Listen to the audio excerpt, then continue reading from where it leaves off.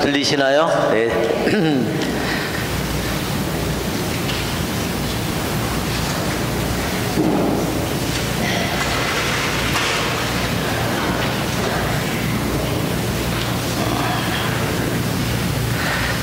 자, 우리 주님의 기도를 하고 시작하겠습니다. 성부와 성자와 성령의 이름으로 아멘.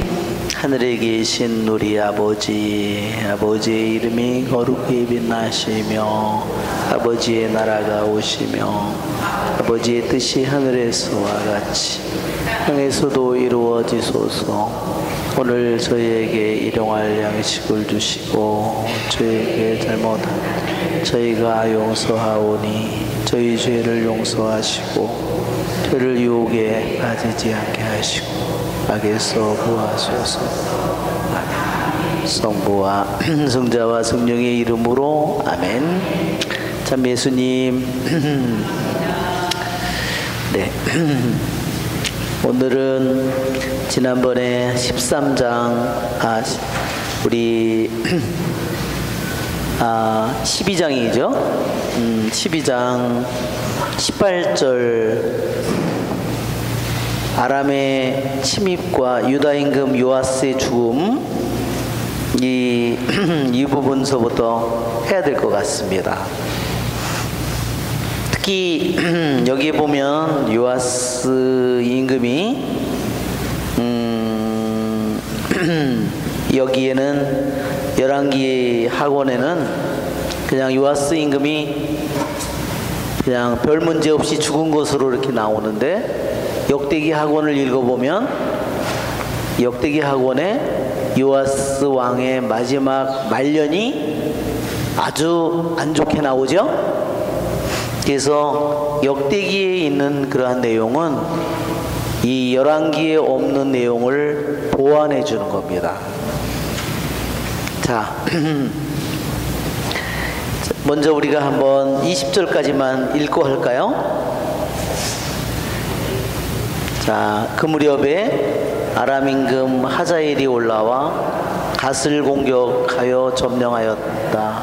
그런 다음에 하자엘은 예루살렘에 오려고 방향을 돌렸다. 그래서 유다 임금 요아스는 유다 임금이었던 자기 조상 여호사밧과 여호람과 아하지야가 봉헌한 모든 예물과 자기가 봉헌한 예물, 그리고 주님의 집 창고와 왕궁 창고에 있는 모든 금을 꺼내어 아람 임금 하자엘에게 보냈다. 그러자 하자엘은 예루살렘을 공격하지 않고 떠나갔다. 요아스의 나머지 행적과 그가 한 모든 일은 유다 임금들의 실록에 쓰여 있지 않는가? 요아스의 신하들이 일어나 음모를 꾸미고 실라로 내려가는 그를 밀로공에서 죽였다. 그때 요아스를 쳐 죽인 사람들은 그의 신하인 시므아세 아들 요자카르와 소멜의 아들 여호자밧이었다. 요아스는 자기 조상들과 함께 다윗성에 묻히고 그의 아들 아마치야가 그 뒤를 이어 임금이 되었다. 자, 이렇게 되지만 우리가 역대기 학원 24장을 한번 읽어봅시다. 자, 24장 17절을 읽어보면 여호야다가 죽은 다음 유다의 대신들이 와서 임금에게 경배하자 그때부터 임금은 그들의 말을 듣게 되었다. 그들은 저희 조상들의 하느님의 집을 저버리고 아세라 목상과 다른 우상들을 섬겼다. 이 죄 때문에 유다와 예루살렘에 진노가 내렸다. 주님께서는 그들을 당신께 돌아오게 하시려고 그들에게 예언자들을 보내셨다. 이 예언자들이 그들을 거슬러 증언하였지만 그들은 귀를 기울이지 않았다. 그때 여호야다 사제의 아들 즈카리아가 하느님의 영에 사로잡혀 백성 앞에 나서서 말하였다. 하느님께서 이렇게 말씀하십니다. 너희는 어찌하여 주님의 계명을 어기느냐? 그렇게 해서는 너희가 잘될 리 없다. 너희가 주님을 저버렸으니 주님도 너희를 저버렸다. 그러나 사람들은 그를 거슬러 음모를 꾸미고 임금의 명령에 따라 주님의 집들에서 그에게 돌을 던져 죽였다. 요아스 임금은 이렇게 스가랴의 아버지 여호야다가 자기에게 바친 충성을 기억하지 않고 그의 아들을 죽였다.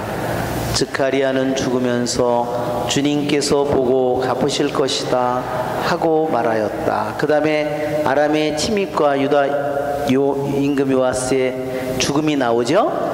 이게 자기가 임금이 요아스 임금이 음모를 꾸며서 말하자면 여기에 있는 스가랴 사제를 죽이듯이 자기도 다른 사람들이 음모를 꾸며서 자기도 살해당합니다. 전쟁 적군들이 쳐들어오게 되고 그 다음에 자기들 자신도 음모에 의해서 죽게 되고 그 다음에 보면 여기 보면 다윗성에는 묻히지만 임금의 묘지에는 묻히지 못했어요. 그래서 다윗성의 그 25절을 끝을 보면 그를 다윗성에 묻기는 하였지만 임금들의 무덤에는 묻지 않았다. 그렇죠? 그런 굉장히 부끄럽다는 뜻이에요. 다윗성의 임금이기 때문에 묻긴 묻었는데 창피하다는 거예요. 자, 이것이 요아스 임금의 말년의 모습이에요. 정말 어떻게 해서 정말 이렇게 그렇게 여호야다 대사제에서 7살의 왕이 되어서 그렇게 바알과 우상숭배를 모든 거를 보면 다 깨끗이 여호야다 사제가 다 없애버리잖아요. 그렇죠? 이미 우리가 공부한 내용에 보면 그런데도 어떻게 이 요아스가 그렇게 갑작스럽게 저렇게 완전히 이게 그렇게 훌륭하게 잘 그렇게 7살의 왕이 되어서 그렇게 잘 하던 사람이 어떻게 이게 됐을까? 이게 슬리퍼리 슬롭이라고 아주 말하자면 미끄러운 비탈을 그냥 저기 됐어요. 저기 가장 커다란 이유는 여러분 이유가 뭐인 것 같아요? 그것은 여기 있는 것처럼 유다의 대신들이 자기의 이때까지 여호야다 대사제가 130살이 되도록 늙어서, 그렇죠? 좋은 충고를 하고 가르침을 주어서 잘 이렇게 정말 나라가 튼튼해지고 성전이 깨끗해지고 정말 모든 우상들이 없어진 이렇게 영적인 상승에 이런 저기를 했는데 이렇게 한순간에 이 나락으로 굴러 떨어진 것은 그가 어떤 덫에 걸렸는가, 그것을 우리는 잘 지켜봐야 됩니다. 유다의 대신들이 와서 뭐라고 그랬댔어요? 임금은 신입니다. 왜? 그쵸? 어려서 1살 때부터 유모가 몰래 고모가 숨겨서 유모의 젖을 먹고 예루살렘 성전에서 살았죠? 예루살렘 성전에, 그래서 유다인들의 성전에 의하면 그는 지성소에서 살았다 이렇게 돼 있어요. 지성소의 겹방에서 사는 거죠. 지성소의 다락방에서 6년을 살았는데 지성소에서 대사제도 제성소에서 1년에 한 번 들어갔다가도 죽는데 임금님은 그 거룩한 지성소에서 6년을 살았으니 신과 다름이 없습니다. 이 말 한마디에 마음이 다 누구에게로 갔어요? 이 썩을 놈들 말에 마음이 다 가버린 거예요. 그게 아부지잖아요. 거짓 유혹이 결국은 자기를 드러높인 거예요. 당신은 하느님과 같다고 했을 때 그것을 알아차렸어야 되는데 그때 마음이 어두워진 거죠. 완전히 그 교만의 유혹에 말하자면 이것이 바로 교만의 덫이에요. 교만의 덫입니다. 정말 얼마나 달콤한 말로 왔는지 한번 여러분 생각해 보십시오. 임금님은 신과 같습니다.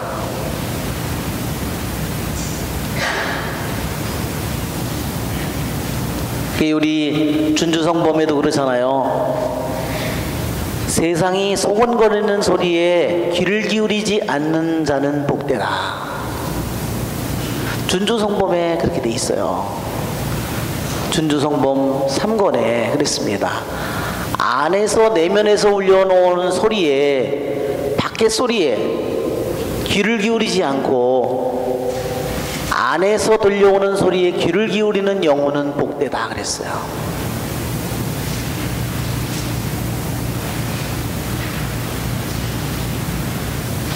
그래서 우리는 세상에서 들려오는 소리를 보세요. 뭐를 하면 뭐에 좋다, 뭐에 좋다, 뭐 돈을 번다, 뭐를 한다, 그렇죠? 한번 돈의 마음이, 내 마음이 열려봐요. 그럼 어떻게 될까요? 주님에게로 가는 길은 가기 힘들어요. 두 길을 같이 가기는 힘들어요.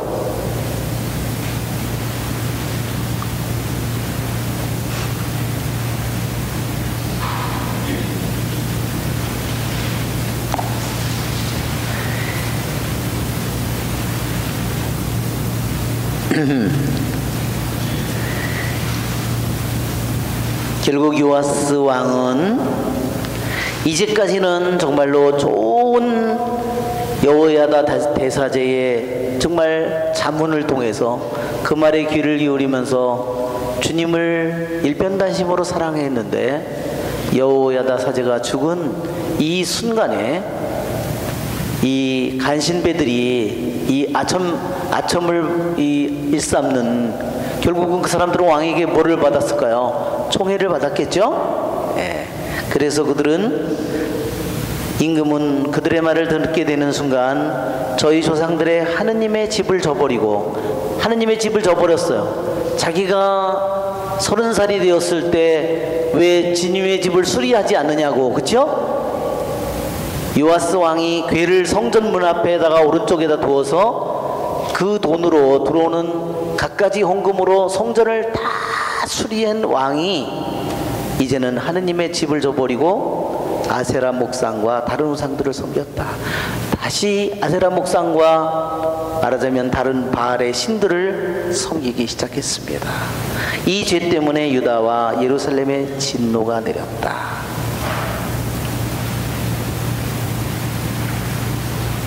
그렇게 눈이 멀게 되니까 결국은 사제 즈카리야, 여호야다의 아들, 자기 고모부의 아들을 죽였습니다. 그것도 어디서 죽였어요? 성전의 집들에서, 성전 마당에서 죽인 거예요. 거기서는 사람을 죽이면 안 돼요. 그래서 여호야다 사제도 이 아달랴를 죽일 때 어디서 죽여요? 말문까지 나온 다음에 거기서 처형하잖아요. 절대로 성전 구역 안에서는 절대로 죽이지 못하게 했는데, 왕은 주님의 집을 저버린 사람은 주님의 집이 더러워지든 뭐하든 아무 상관이 없어요.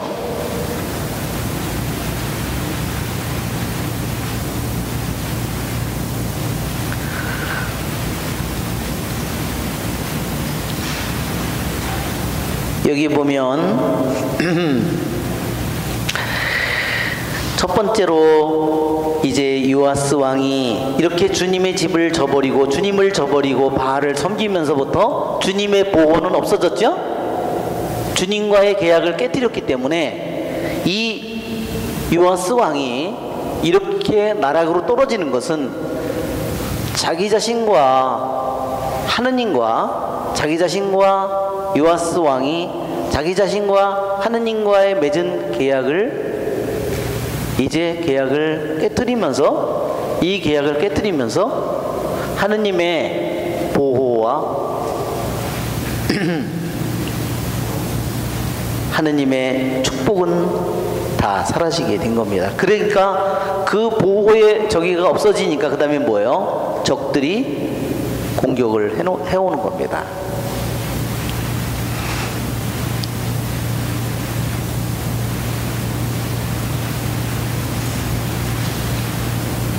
자, 우리가 18절을 보면 열왕기 하권 12장 18절에 보면 그 무렵에 아람 임금 하자엘이 올라와 갓을 공격했다.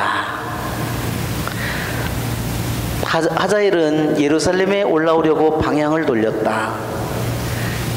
그때 요아스 임금은 어떻게 그 난국을 모면했냐면요, 자기의 아버지 할아버지 왕이 봉헌한 모든 예물들을, 금은 보화를 모두 다 꺼내가지고 주님의 집에 창고에 있는 것이든 왕궁 창고에 있는 것이든 다 꺼내서 자기 목숨만 구하려고 보냈어요. 그러니까 하자엘은 어떻게 했어요? 예루살렘을 공격하지 않고 떠나갔다. 이게 1차 전쟁이에요. 요아스 왕이 이제 하느님을 배신한 다음에 요아스의 배신, 이 배신으로 찾아오는 것은 자기에게 뭐냐면 1차 전쟁. 1차 전쟁은 어떻게 막았어요? 모든 거를 말하자면 보물을 다 싸서 바친 거예요. 주님의 집에 있는 것이든 왕궁에 있는. 2차 전쟁이 또 이루어지는데 2차 전쟁은 어떻게 이루어지냐면요, 역대기 하권에 보면 역대기 24장에 여기 보면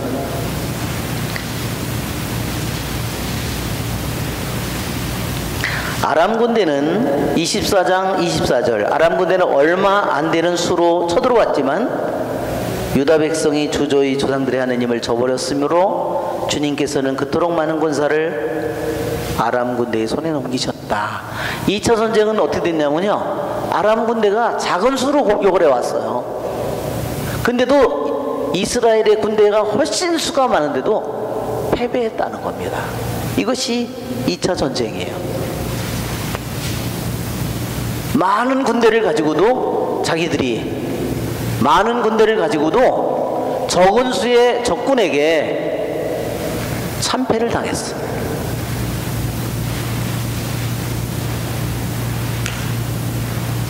이것이 바로 이 성경의 말씀은, 그래서 이것이 요아스 왕이 하느님을 배신한, 그리고 계약을 깨뜨린 그걸로 인해서 찾아온 벌이다. 그래도 우리들에게도 마찬가지죠. 우리들이 나와 주님 사이에 내가 계약을 깨뜨리게 되면 나를 보호해 줄 것이 아무것도 없게 됩니다.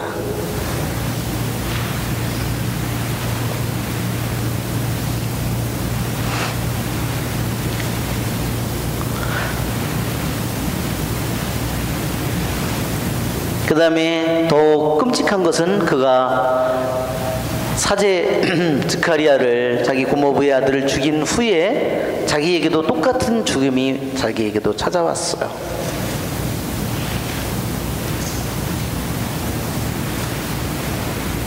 예언자를 보냈지만 그 말을 귀담아 듣지 않습니다. 자, 마지막에 우리 보면 요아스의 신하들이 일어나 음모를 꾸미고 신라로 내려가는 그를 밀로궁에서 죽였다. 역대기 하권을 보면요, 역대기 하권 24장 25절에 아람 군대는 요아스에게 심한 상처를 입히고 물러갔다.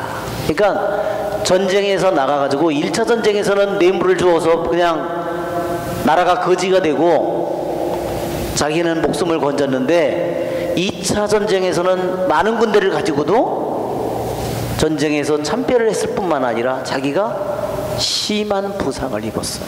그렇죠? 왜?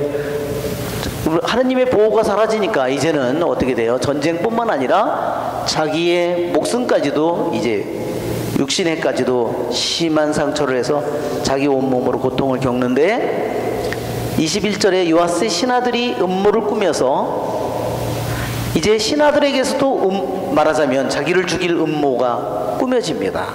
그래서 자기가 죽어요. 즉 이것은 무엇을 의미하냐면, 신하들이 음모를 꾸몄다는 것은 자기의 군대까지도 자기를 배신하는 거예요. 자기를 지켜줄 사람이 아무도 없다는 겁니다. 마음이 어때요? 하느님을 이미 저버렸기 때문에 전쟁에 지는 이유가 어디 있겠어요? 군사들은 알겠죠? 자기들이 전쟁에 지는 이유가 하느님과의 계약을 깨뜨렸다는 그것이 근본 이유라는 근거를 알고 임금의 잘못이라는 것을 알기 때문에 결국은 백성의 마음, 군대 모든 군사들의 마음이 어떻게 했어요? 왕에게서 마음이 떨어져 나갔습니다. 그러니까 이 음모가 일어나도 그걸 막아줄 사람이 없어요. 여기에 역대기 학원을 보면 이 사람들이 모압 사람과 암몬 사람이라고 밝히고 있어요. 우리 열왕기에는 안 나오는데 역대기 24장에는요 이 두 사람 신하 음모를 꾸며서 죽인 암살자들이 누구냐? 모압과 암몬 사람이다 이 말이에요. 그 말을 여기 열왕기에선 밝히지 않는데 역대기 학원에서는 그 사람들이 모압 출신, 암몬 출신이라고 밝히고 있습니다.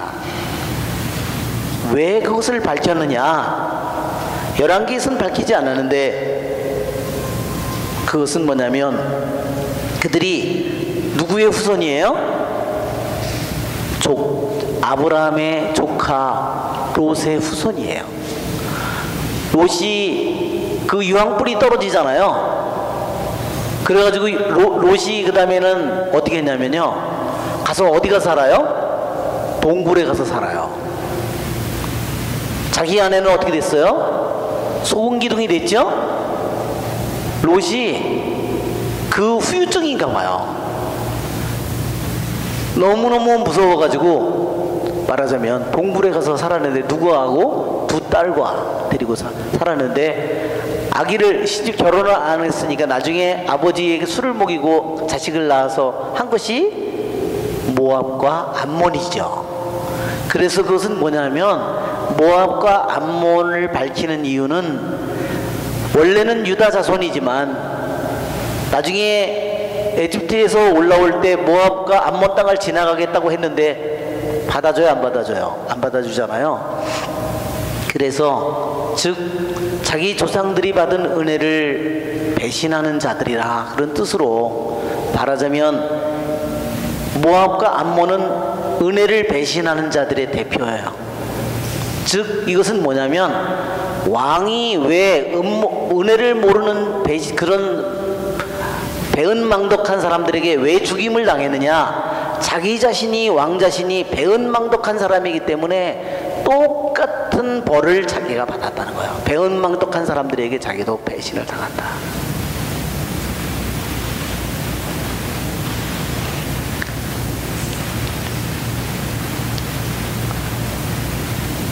역대기에는 그가 자기 침상 위에서 죽었다고 기록되어 있습니다.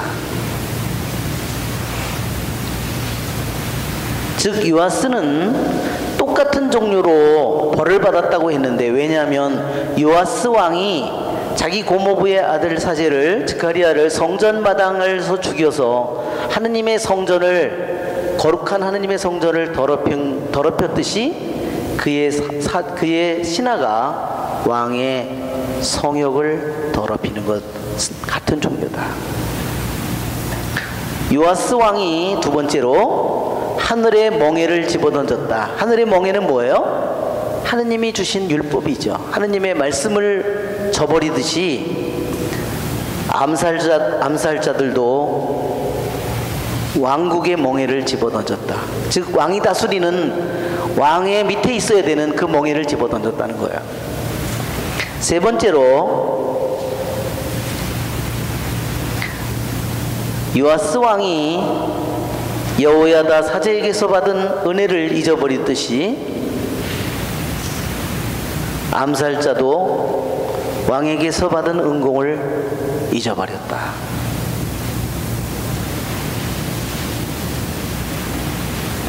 요아스 왕이 예언자요 사제인 즈카리아의 위치를 무시하는 것처럼 암살자도 다윗 왕의 위치를 무시한다.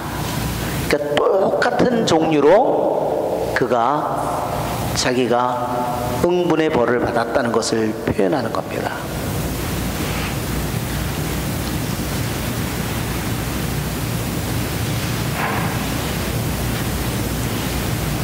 자, 이제는 오늘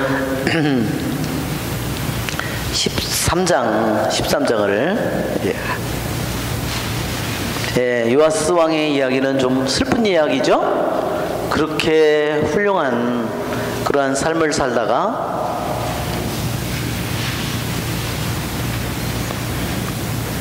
갑자기 정말 너무나 급히 몰락하는 그러한 모습을 보였는데, 유대인들이 그 욤 키푸르라고 하는 욤은 날이고요. 욤 키푸르, 이게 속죄일이에요.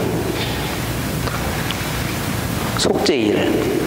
욤은 날이고, 이거는 키푸르는 뭘 덮는다, 이런 죄를 덮는다 이런 뜻이에요. 죄를 덮어준다 이런 뜻이에요.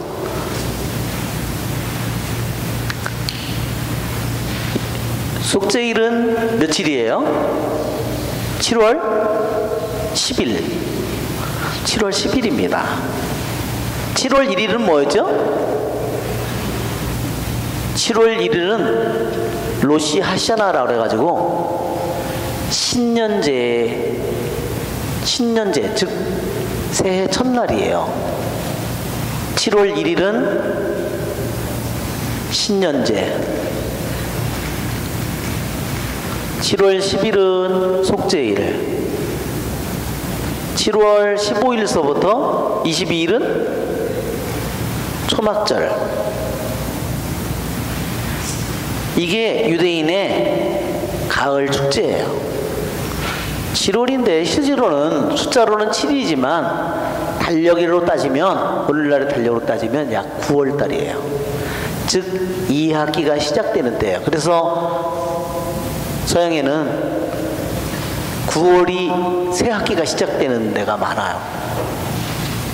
자, 7월 1일이 신년제, 7월 10일이 속죄일, 7월 15일이 소막절인데 이게 가을 축제죠. 그러니까 따지면 7월 1일, 10일, 15일, 7월 내내, 한 달 내내 축제예요. 한 달 내내. 그런데 속죄일은 단 하루예요. 7월 10일. 이날 염소를 2마리를 골라가지고요, 예루살렘 성전에서 속죄일에 어떻게 했냐면, 염소 2마리를 골라가지고 오면 그 다음에 제비를 뽑아요. 제비를 뽑아서 한 마리는 성전에서, 솔로몬 성전에서 잡아서 희생제물로 바치고, 한 마리는 그 염소의 머리에 온 백성의 죄를 그 염소의 머리에 씌운 다음에 그 염소를 끌고 가요. 끌고 가가지고 광야를 가가지고, 그래가지고 어떻게 했냐면요,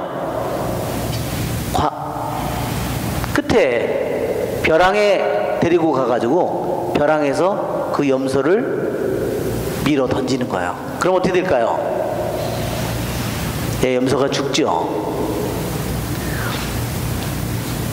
그것이 욤 키푸르에 하는데, 그것이 이 벼랑에 가서 밀어 떨어뜨리는, 말하자면 그 모습이, 떨어져 죽는 그 모습이 죄의 미끄러운 이러한 벼랑에 미끄러져 떨어져 죄인의 모습을 또한 우리들에게, 죄에 떨어질 때 그렇게 우리들이, 그쵸, 쉽게 악습이, 우리들에게 악습이 돼버리면 쉽게 죄를 지어버리는 거예요.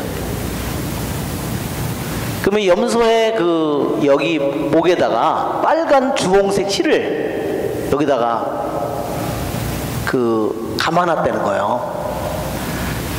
주홍색 실로. 그 사람이 염소를 벼랑에 밀어가지고 던져서 그 염소가 죽잖아요. 그러면 예루살렘 성전에, 솔로몬 성전에 있는 이 진홍색, 주홍색 줄이요, 하얗게 변했답니다. 속죄일에. 2000년 전에 예수님이 죽던 해에는요, 속죄일 행사를 했는데 그 줄이 하얘지지 않았답니다. 왜 그랬을까요? 그때는 더 이상의 염소 피로 죄를 용서받는 게 아니죠. 누구를 통해서? 오직 예수님을 통해서만이 죄의 용서를 받기 때문입니다. 자, 우리 열왕기 13장 우리가 같이 읽어봅시다. 유다 임금 아하지야의 아들 요아스 제23년에 예후의 아들 여호아하즈가 이스라엘의 임금이 되어 사마리아에서 17해 동안 다스렸다. 그는 주님의 눈에 거슬리는 악한 짓을 저지르고 이스라엘을 죄짓게 한 느밧의 아들 예로보암의 죄를 따라 걸으며 그 죄에서 돌아서지 않았다. 그러자 주님의 분노가 이스라엘을 거슬러 타오르게 되었고 그분께서는 이스라엘을 잇따라 아람 임금 하자엘과 하자엘의 아들 베나다의 손에 넘기셨다. 그런데 여호아하즈가 주님의 호의를 간청하자 주님께서는 그의 청을 들어주셨다. 이스라엘이 억압당하는 것을 아람 임금이 그들을 억압하는 것을 보셨기 때문이다. 주님께서 이스라엘의 구원자를 보내시어 그들을 아람인들의 손에서 벗어나게 하시니 이스라엘 백성은 예전처럼 자기들 천막에서 살게 되었다. 그러나 이스라엘 백성은 이스라엘을 죄짓게 한 예로보암 집안의 죄에서 돌아서지 않고 그 죄를 따라 걸어갔다. 또 사마리아에는 아세라 목상도 그대로 서 있었다. 그리하여 주님께서는 여호아하즈에게 기마병 10명, 병거 10대, 보병 1만의 병력만 남기셨다. 아람 임금이 그 군대를 짓부수어 타작대 먼지처럼 만들어 버렸던 것이다. 여호아하즈의 나머지 행적과 그가 한 모든 일과 그의 무용에 관한 것은 이스라엘 임금들의 실록에 쓰여 있지 않는가? 여호아하즈는 자기 조상들과 함께 잠들어 사마리아에 묻히고 그의 아들 여호아스가 그 뒤를 이어 임금이 되었다. 네.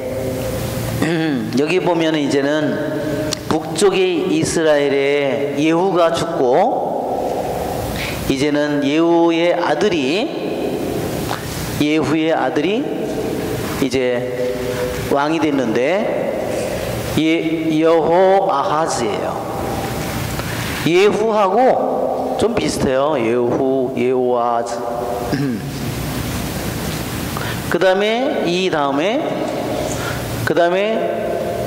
여호아스.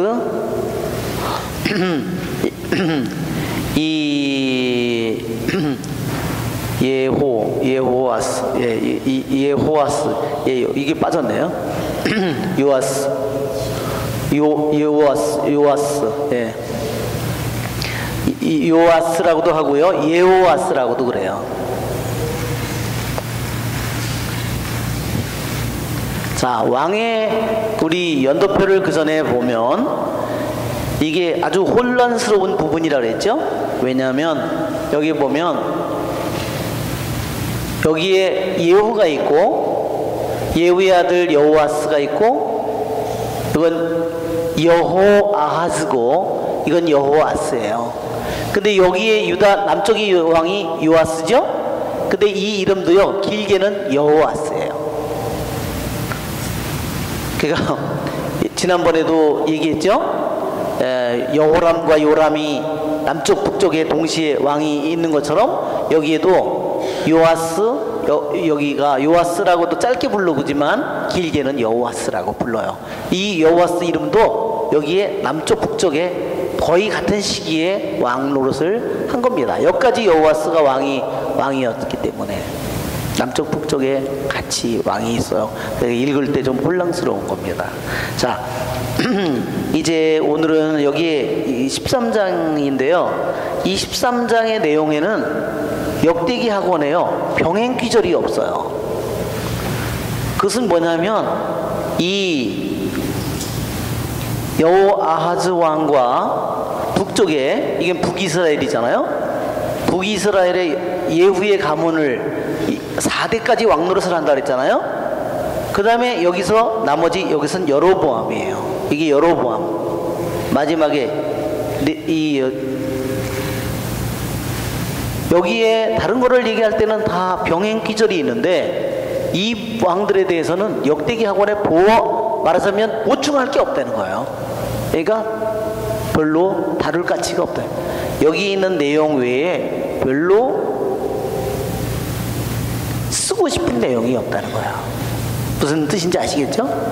그런 의미를 이미 담고 있다는 겁니다.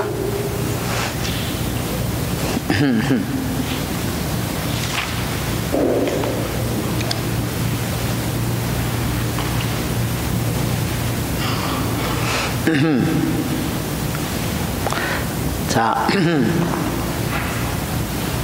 그러면 예후의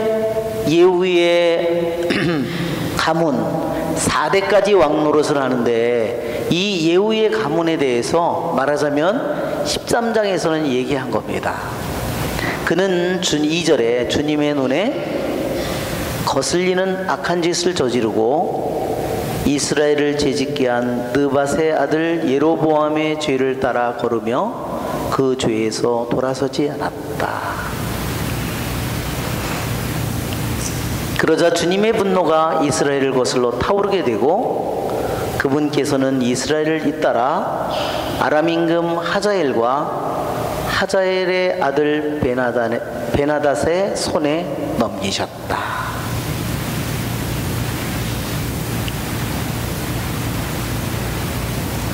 예, 이것은 결국 누구의 죄냐면 여로보암의 죄인데요. 예후가 왕이 되었을 때 북이스라엘은 우상을 다 없애버렸죠. 바알과 아스타롯 모든 신을 없앴는데 뭐를 못 없앴어요? 금송아지를 못 없앴어요. 금송아지를 못 없앤 이유가 뭘까요?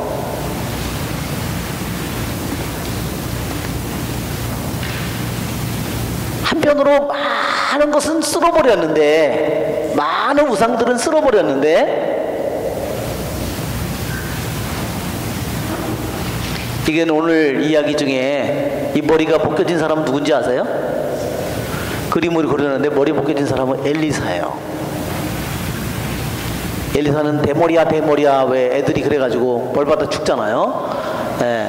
그리고 저기에 활을 당기는 사람은, 여기에 지금 머리에 황금관을 쓰고 있는 사람은 이게 누구냐면 이게 왕이에요. 이게 여호와스 왕이에요.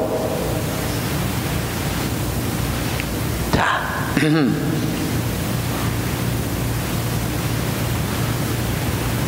이게 하자엘은 여기에 지금 아람 쪽이에요. 지금 여기에 있는 그 헬몬산 그 밑에 있는 아주 좋은 땅에 있는 거죠. 자, 황금 송아지를 왜 예로보암이 만들어 놨는데, 왜 북이스라엘이 멸망할 때까지 왜 저거를, 예후가 저거를 없앨 수 있었는데 예후가 못 없앴어요. 다른 건 다 없앴는데 저거를 못 없앴어요. 왜 못 없앴을까요? 그것은 뭐냐면, 저기서 예배를 안 보면 사람들이 어디로 가요? 예루살렘으로 갈 거 아니에요. 3대 순례 축제가 있기 때문에 예루살렘의 솔로몬 성전에 가서 예배를 보는 거예요. 그때 다시 백성들이 자기의 마음을 떠나서, 자기들 떠나서 거기에 충성을 할까봐 대신 솔로몬 성전에서 하느님을 예배하는 대신에 대체품을 만들어 놓은 거예요. 저기에서 결국 저 올가미에 결국 걸린 거예요. 예후가 만일 저걸 다 쓸어버렸다면 그 아들에게도, 그 손주에게도, 손주에게도, 증손주에게도 그 올가미를 벗어던질 수 있는 길이 있었죠. 이것이 예후가 그것을 못 없앤 그 올가미가 누구를 또 올가미를 쓰냐면 아들이 쓰고 손주가 쓰고 증손주가 뒤집어 쓰는 거예요. 그것을 못 벗어던지는 겁니다. 그것이 바로 2절의 이야기입니다. 주님의 눈에 거슬리는 악한 짓을 저질렀다. 자, 우리가 열왕기 하권 10장을 한번 보세요.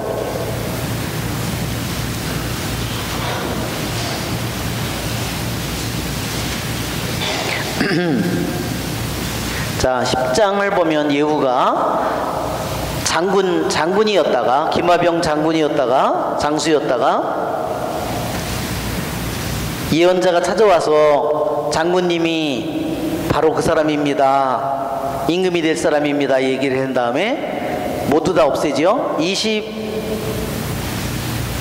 25절의 끝에 보면 그러고는 열왕기 하권 10장 25절 끝에 그러고는 바알 신전의 성체까지 들어가 바알 신전의 기념기둥을 뽑아 불에 태웠다.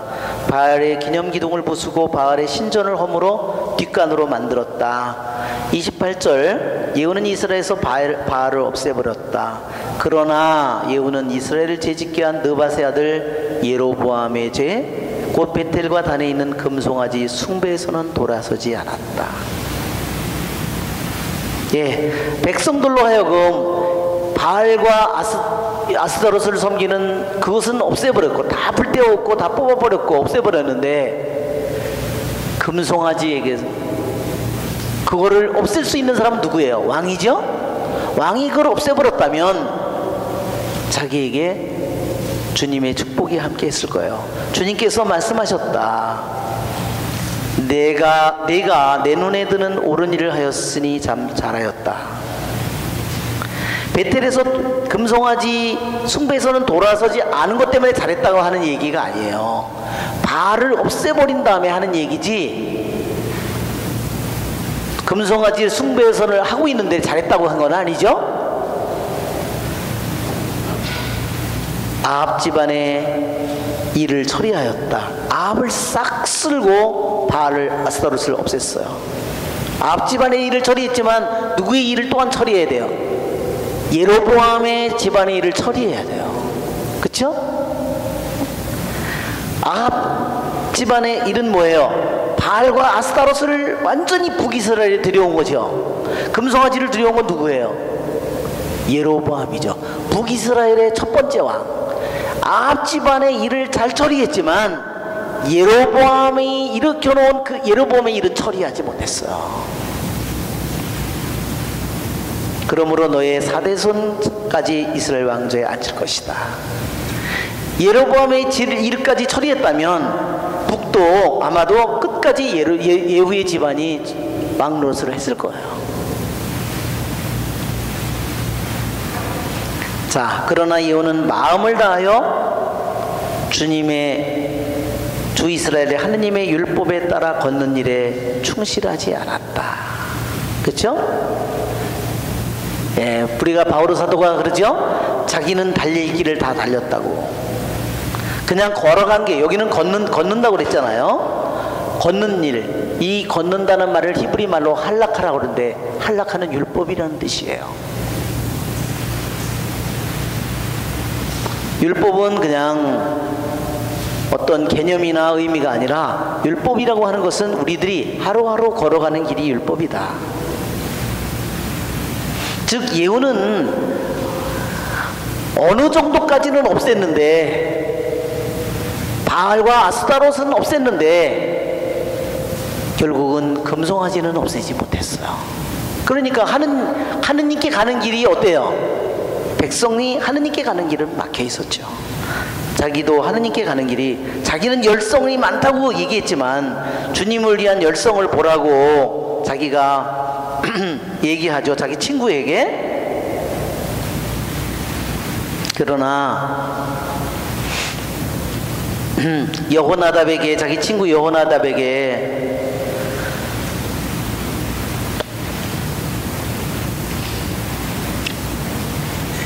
자기가 주님에 대한 나의 열성이 어떤지 보라고 이렇게 얘기하죠. 열왕기 하권 10장 16절에 그러나 열성을 보라고 얘기하지만 자기는 바알과 아스다롯은 없앴지만 금송아지는 내버려 뒀어요. 그는 완전히 모든 것을 또 우상을 없애지는 않았습니다. 이것이 우리들에게도 항상 우리들에게도 주님을 사랑하는 우리들에게 있어서도 항상 우리들에게 다가오는 문제입니다. 우리 저기 성전에 오늘 그림 여러분 받으셨죠? 그림 우리 성전의 그림 이 성전의 파일을 보면 이게 그 베드레사 성녀가 그 영혼의 성이에요. 이 영혼의 성을 여기 보면 이 성의 모습이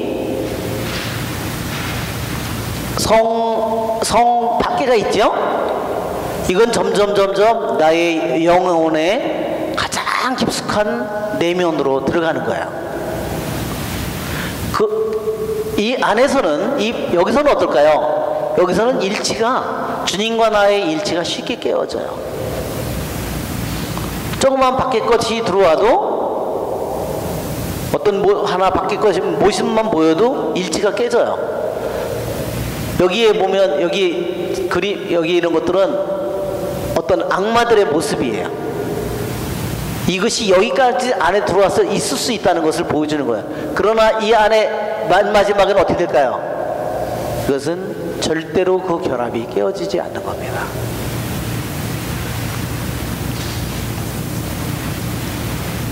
왜 유혹에 넘어가느냐? 그것은 뭐냐면 결국은 첫 번째 계명이에요. 다른 것을 사랑하는 것이 있을 때 주님이 첫째가 되지 못하는 겁니다.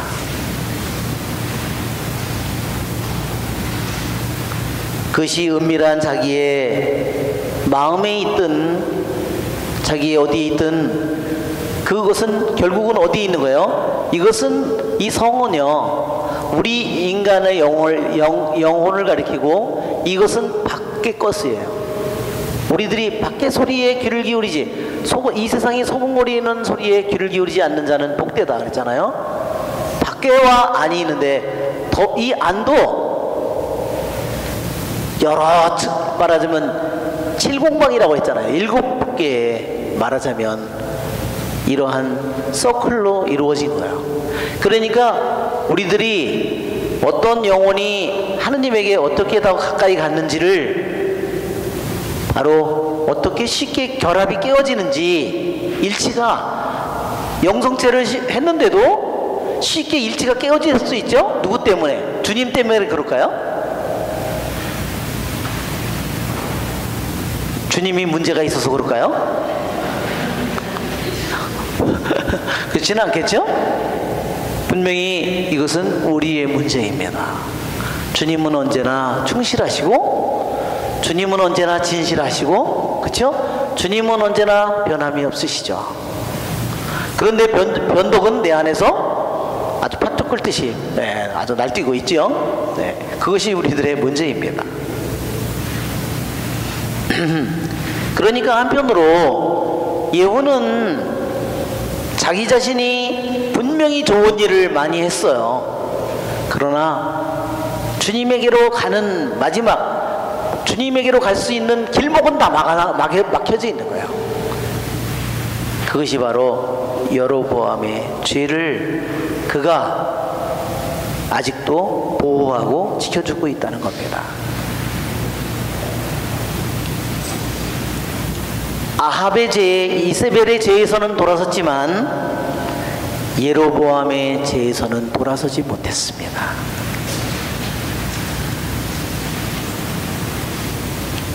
그것이 예후가 온전하게 주님의 법을 따르지 않았다는 여기에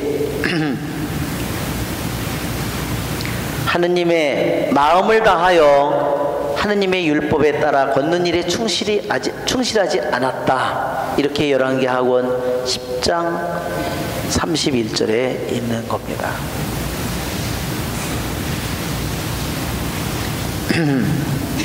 그러니까 예후가 그 예로보암의 죄를 지켜줬기 때문에 그 죄를 벗어던지지 않았기 때문에 결국은 아들에게 주님의 분노가 거슬러 타올랐다 그랬습니다.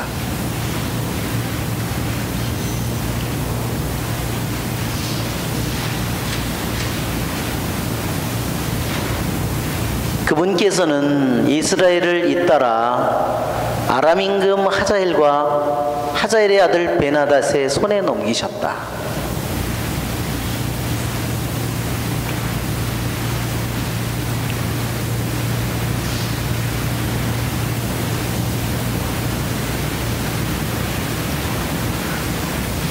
사절에 보면 여호아하즈가 주님의 호의를 간청하자 주님께서는 그의 청을 들어주셨다.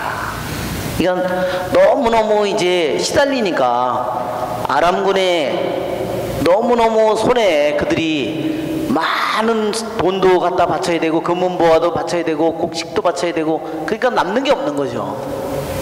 그러니까 주님의 호의를 간청하니까 주님께서 그의 청을 들어주셨다. 여기에 주님의 호의라는 단어가 나오는데요. 호의라는 단어는 뭐냐면요, 빠님이에요. 빠님. 빠님은 뭐냐면요, 얼굴입니다. 주님의 얼굴이에요. 주님의 얼굴을 찾았다는 거예요. 주님의 얼굴을 찾았다. 빠님.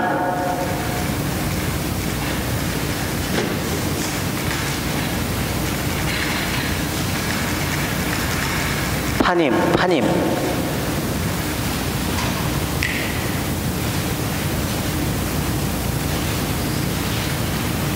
이 구약 성경에서요, 이 파님이라는 이 말, 얼굴이라는 말은요 되게 많이 나와요. 땅의 얼굴을 새롭게 하소서라는 말이 있죠. 그 땅의 얼굴도요, 얼굴이라는 표현도 쓰고 어떤 때는 표면도 써요. 우리 얼굴이 어때요? 표면이죠. 그래서 이 파님은 얼굴, 표면, 앞면 이런 의미를 가졌어요. 그래서 창세기에 파님이라는 말이 나와요. 물의 겉면, 물의 얼굴이라고 되어 있는데 물의 표면이에요. 창세기 1장에 나오는 거예요. 물론 하느님의 얼굴은 없죠. 하느님의 얼굴이 어디 있어요. 그러나 의인화시켜서 이렇게 얘기하는 겁니다.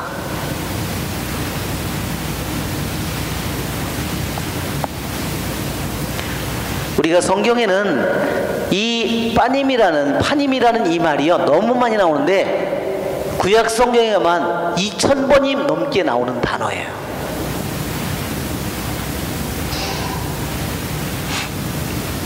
그래서 민수기 축복문에도 보면 민수기 6장의 축복, 당신의 얼굴을 빛내어 주시고 있죠. 민수기 6장 한번 보세요.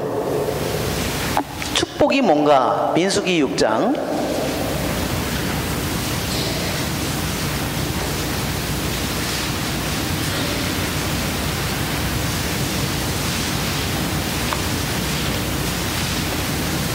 사제의 축복이 있죠.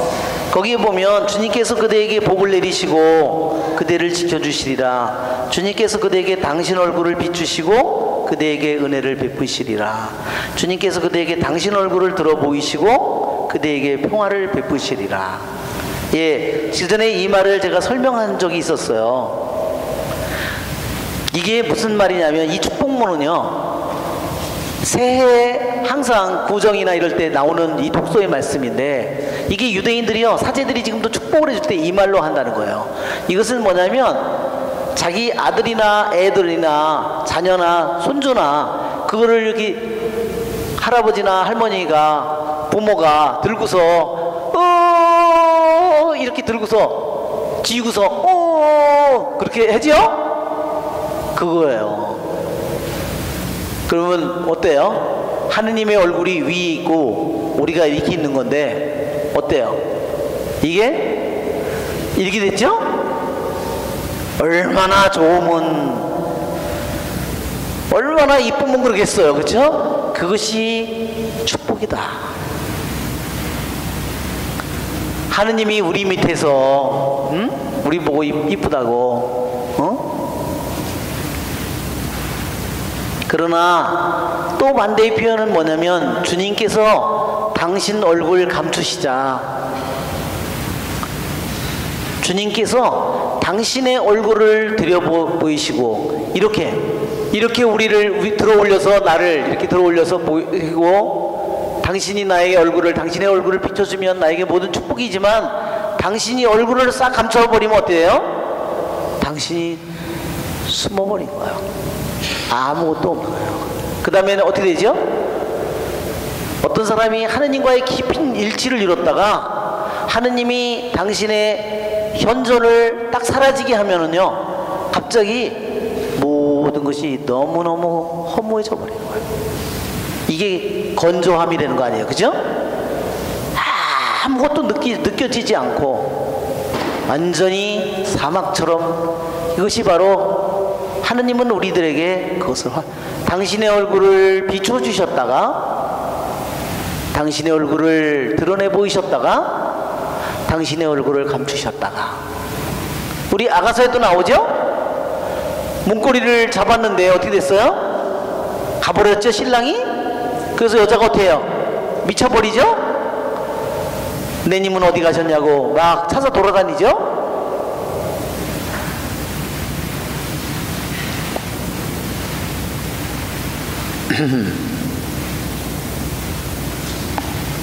자, 하나는 주님의 분노.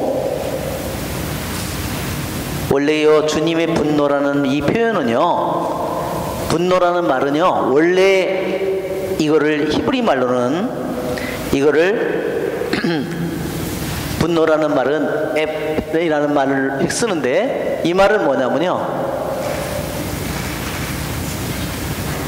이 말은 콧구멍이라는 말이에요. 즉 그것은 뭐냐면 주님의 콧구멍이에요.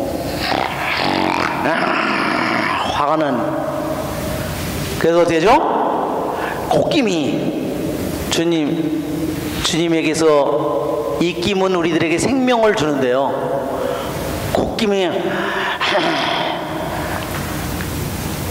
분노를 의미하는 겁니다.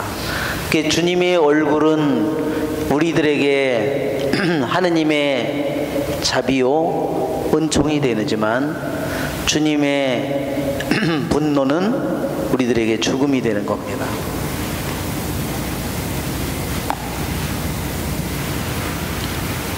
여호아하즈는 아람에 너무너무 시련을 겪다 못해서 그는 주님의 얼굴을 찾았다, 그 말이에요. 주님의 얼굴을 찾았다. 그러니까 주님의 거슬리는 악한 짓을 저지르다가 주님의 얼굴을 찾았습니다. 그래서 주님께서는 그의 청을 들어주셨다. 네, 잠시 우리 30분입니다. 그래서 잠시 쉬었다가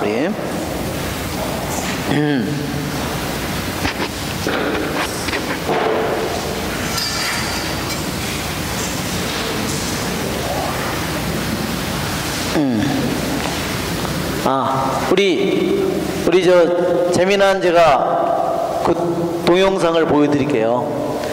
이 물총새인데 물총새가 우는 소리 한번 들어보세요. 물총새가 너무 아주 울음소리가 너무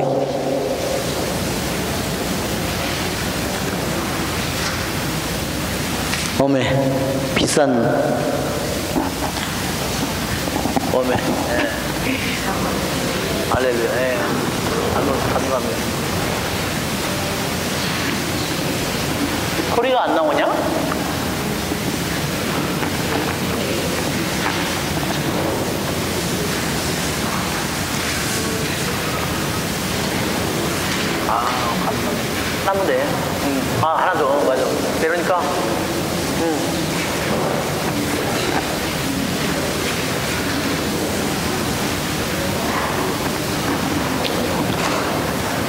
소리가 안 나온다. 네.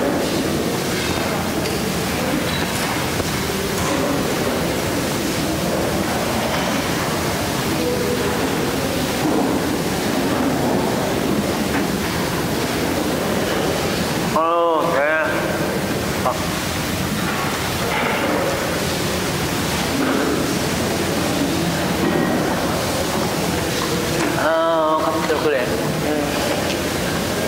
하도 먹을 게 많아가지고. 어메. 하나만.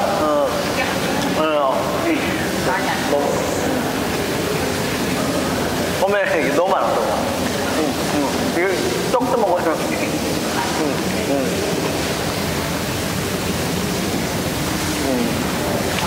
감사합니다.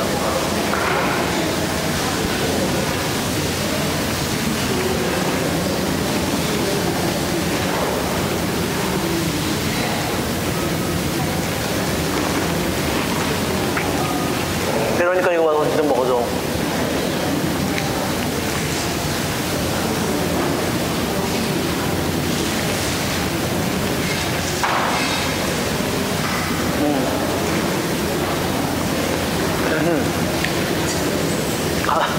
감사합니다.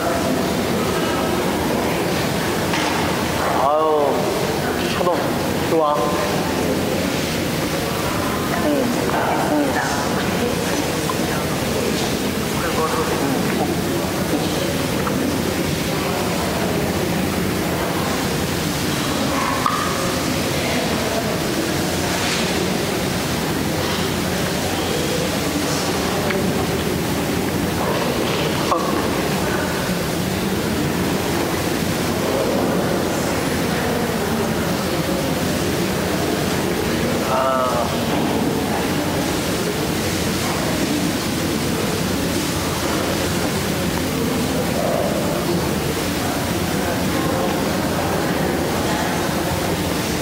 안 나오니? 내버려도 안 나오면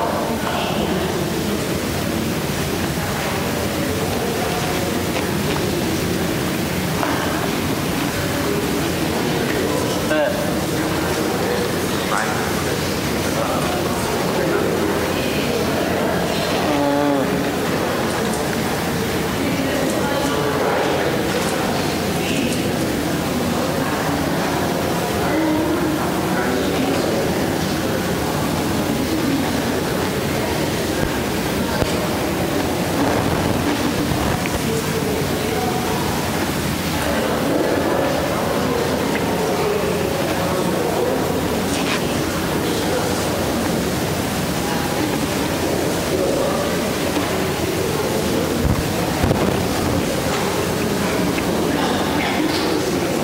아, 맛있다.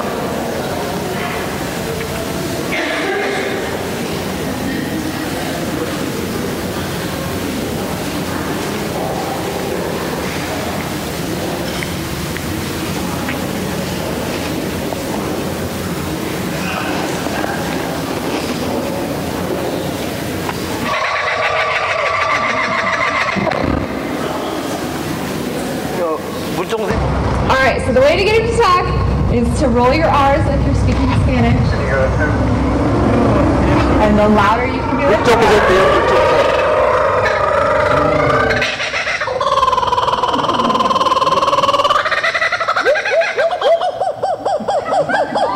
Keep going, one more time.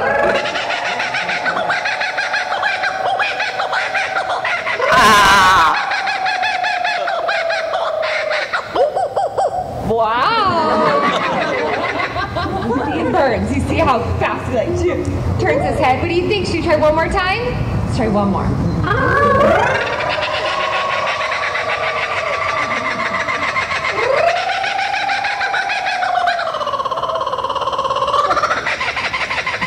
Good boy, Frankie!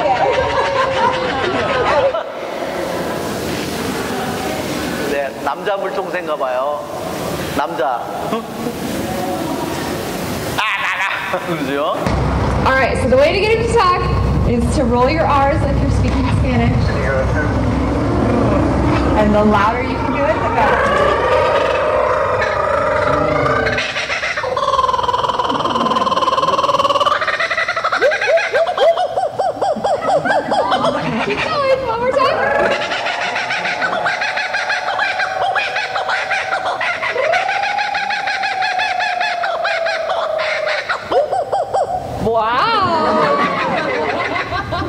it burns. You see how fast he like turns his head. But he thinks, should we try one more time? Let's try one more.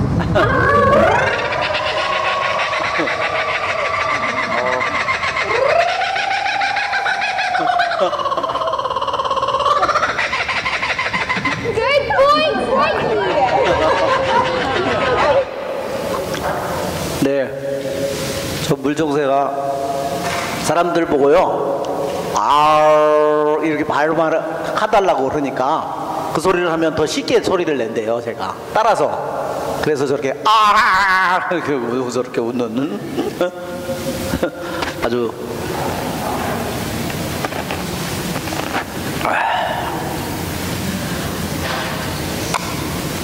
하도 먹을 걸 많이 주셔가지고 지금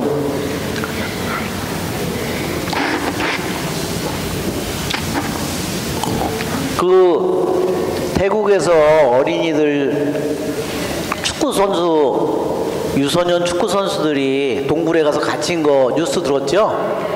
그래가지고 6월 23일 날 그랬대요. 그러니까 지금 2주 된 거예요. 지금도 갇혀 있는데 토요일 날 큰 비가 온대요. 거기는 10월 달까지인가 비가 많이 온대요. 그래가지고 내버려 두면 비가 많이 오면 그게 지금 있는 공간도 다 물이 차버리면 그냥 다 죽어버리는 거예요. 그래서 지금 너무너무 걱정을 많이 하고 사람들이, 전 세계 사람들이 기도를 하는 거예요. 그 아이들이 그 들어간 동굴이 이렇게 산에 이렇게 있으면 거기에 물이 이렇게 차 있는데 아이들이 들어가 있는 데가 여기에 물들이 차 있는데 아이들이 이쪽에 구석에 가서 박혀 있는 거예요 지금.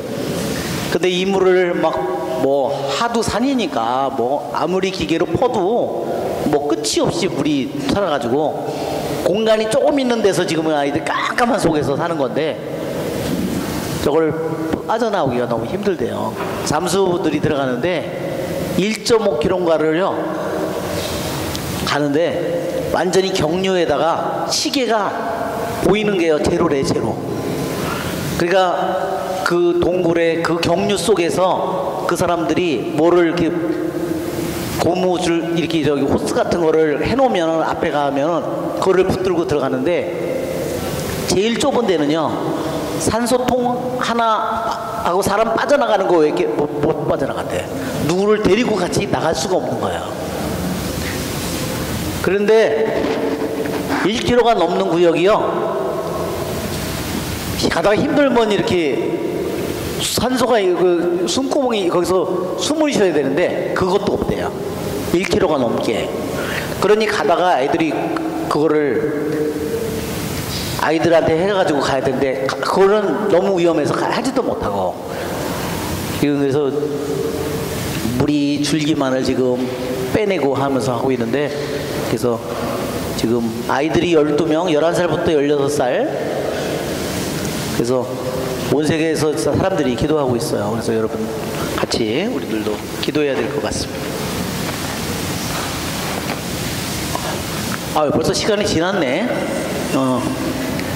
벌써 지났어요, 시간이. 저는 시간이 남은 줄 알고 지금.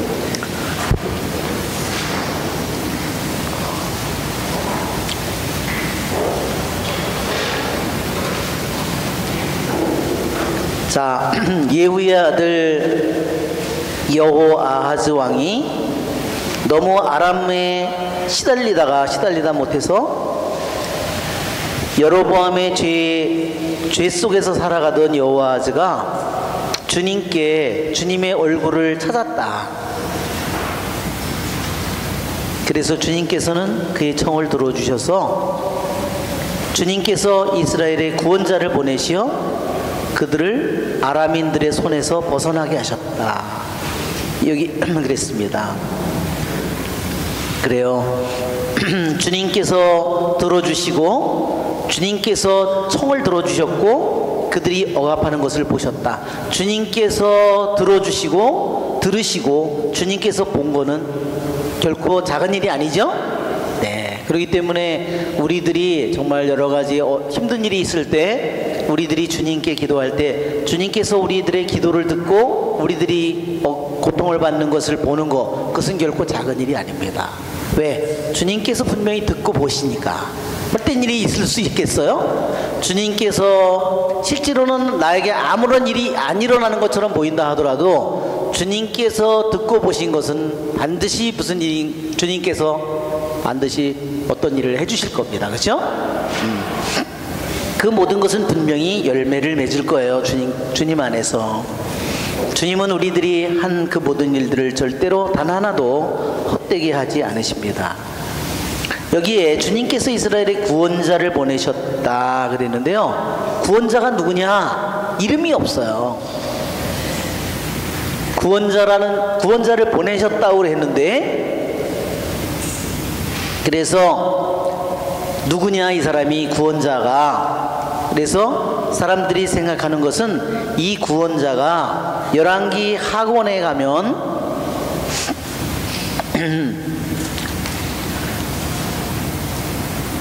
25절을 보세요.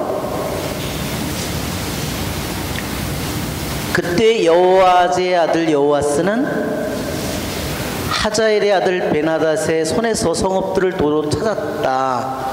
성읍들은 하자엘이 전쟁에서 여호아스의 아버지 여호아즈에게서 빼앗은 것들이었다. 여호아스는 베나닷을 3번 쳐서 이스라엘의 성읍들을 도로 찾았다.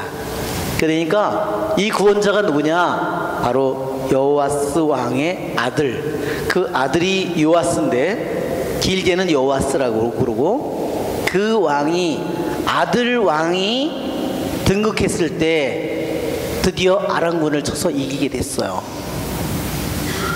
그러니까 그걸로 보면 아버지 왕이 주님의 얼굴을 찾아서 기도한 것이 아들 때 이루어졌다는 것입니다. 또 하나는 이 구원자가 누구냐? 아시리아 왕 아닷 니랄이.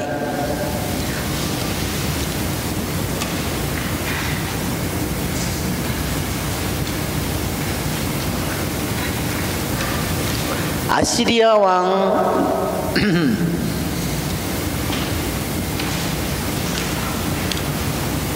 3세 아닷 니랄이 3세가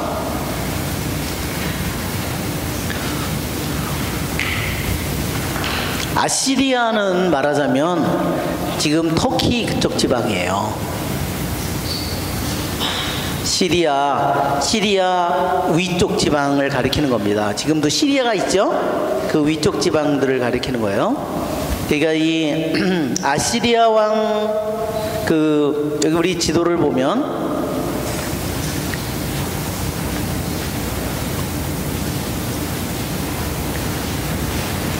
여기에 보면 아람이 여기 있죠? 그러면 아시리아는 더 훨씬 위에요.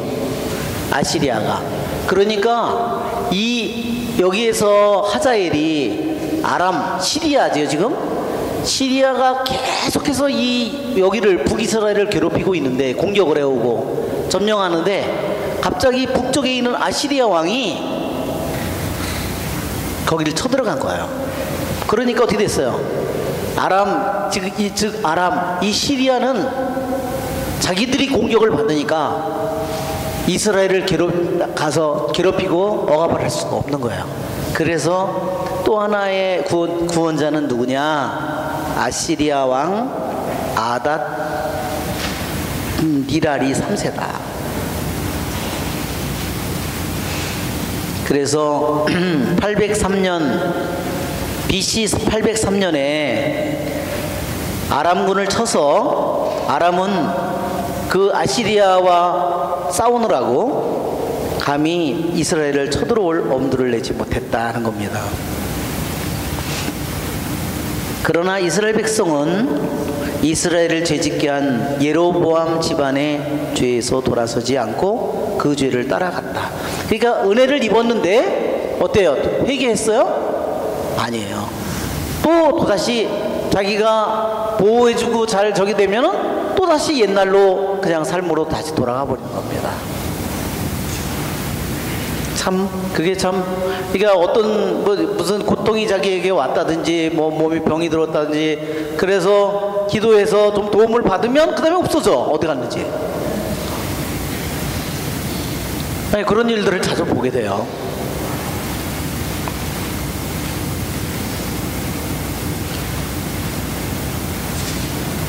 또 사마리아에는 아세라 목상도 그대로 서 있었다. 예, 여기 보면 예후가 분명히 바알과 아세라를 다 없앴잖아요. 근데 어느새 다시 아세라가 다시 들어왔어요. 아세라가 들어왔다는 것은 또 무슨 뜻이냐면요, 바알도 들어온 거예요. 왜? 바알의 첩이잖아요.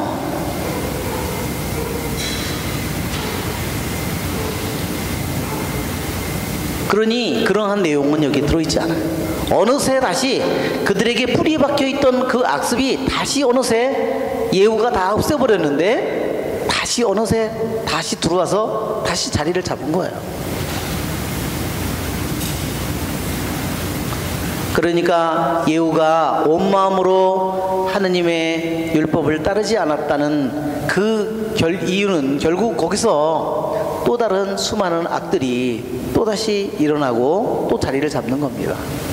그리하여 주님께서는 여호와스에게 기마병 10명 병거 10대 보병 1만의 병력만 남기셨다. 그것은 뭐냐면요, 이것은 아주 그 전에 있던 군대에 비하면 먼지 부스러기와 같다는 거예요. 말하자면 10만 20만 명의 군대가 있어야 되는데 군대가 10,000명밖에 없어졌다는 거예요. 여호와의 나머지 행적과 그가 한 모든 일과 그의 무용에 관한 것은 이스라엘 임금들의 실록에 쓰여 있지 않는가.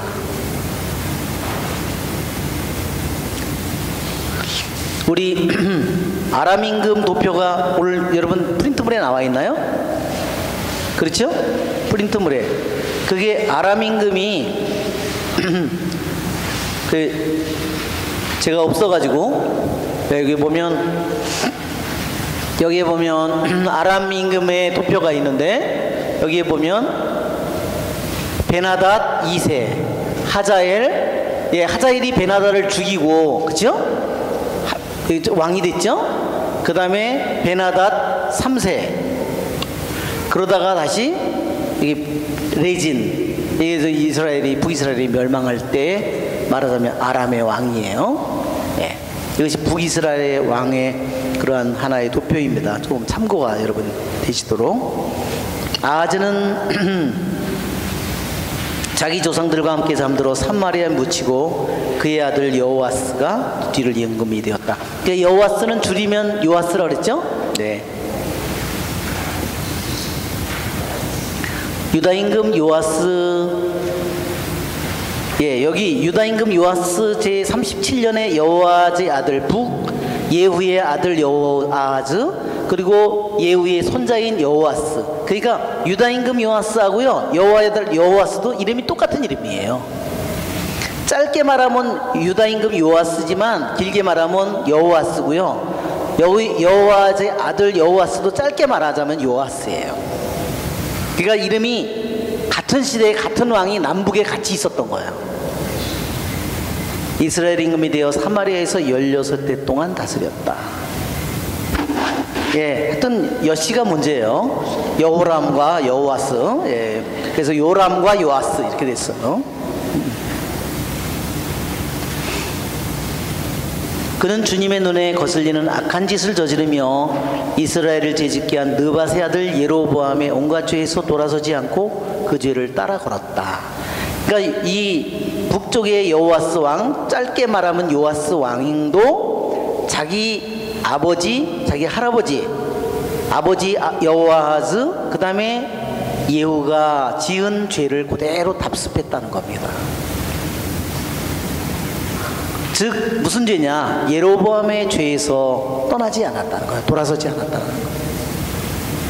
여호와스의 나머지 행적과 그가 한 모든 일, 그가 유다 임금 아마츠야와 싸울 때 보인 무용에 관한 것은 이스라엘 임금들의 실록에 쓰여 있다. 여기 유다 임금 아마츠야와 싸우는 것은 역대기 하권 25장에 나와요. 역대기 하권 25장을 한번 보세요. 역대기 학원 25장.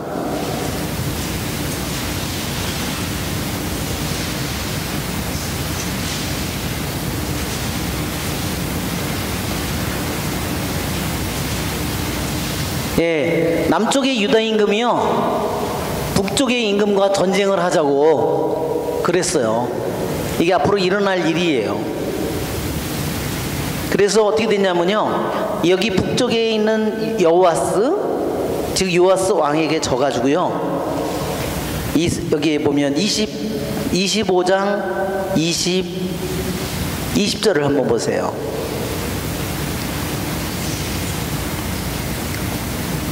14절을 먼저 보세요. 아마치아는 에돔인들을 치고 돌아온 다음 세이르 자손들의 신상을 가져와 자기 신으로 내세우고 그 앞에서 예배하며 향을 피웠다. 이건 다음에 일어날 일인데, 남쪽의 이 유다의 아마치아 왕이 에돔을 가서 정복한 다음에 우쭐해져 가지고 교만해져 가지고 무슨 짓을 했나? 에돔에 있는 우상 신을 가져온 거예요. 그래서 거기다 향을 피우고 예언자를 보내니까 예언자에게 말을 안 듣죠. 그리고 북쪽의 이스라엘에 야 너희 한번 싸워보자. 간땡이가 보가지고 교만해져가지고 그래가지고 결국 어떻게 되면 북쪽의 싸움, 여기 여호와스하고 싸움을 해가지고요, 결국은 자기가 붙잡혀서 자기가 죽게 되는 거예요. 예루살렘 성벽이 다 허물리게 되는 거고 보물을 빼앗기게 되고. 그러다가 그런 이야기가 여기 있어요. 여호와스가 자기 조상들과 함께 잠드니 예로보암이 그의 왕자에 앉았다. 그러니까 예후의 집안의 왕이 예후, 그 다음에 여호아하즈, 그 다음에 여호와스, 그 다음에 예로보암, 이렇게 이제 벌써 4대가 한 장에 말하자면 거의 한꺼번에 나오는 겁니다. 엘리사가 죽다. 14절, 엘리사가 죽을 병이 들자 이스라엘 임금 여호와스가 그에게 내려와 그 앞에서 울며 말하였다.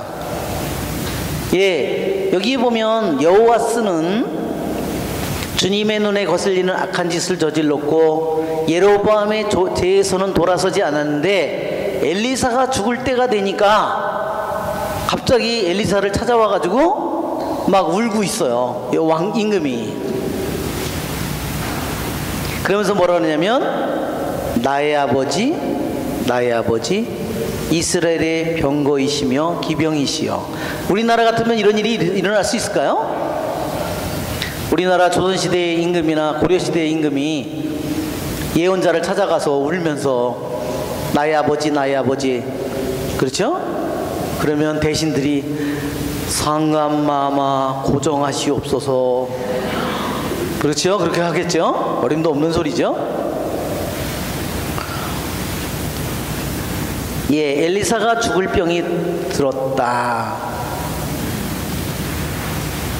엘리야는 죽을 병이 들어서 죽지는 않았어요. 그렇죠? 그것을 보면 엘리야와 엘리사의 죽음이 전혀 다르다는 것을 느끼게 됩니다.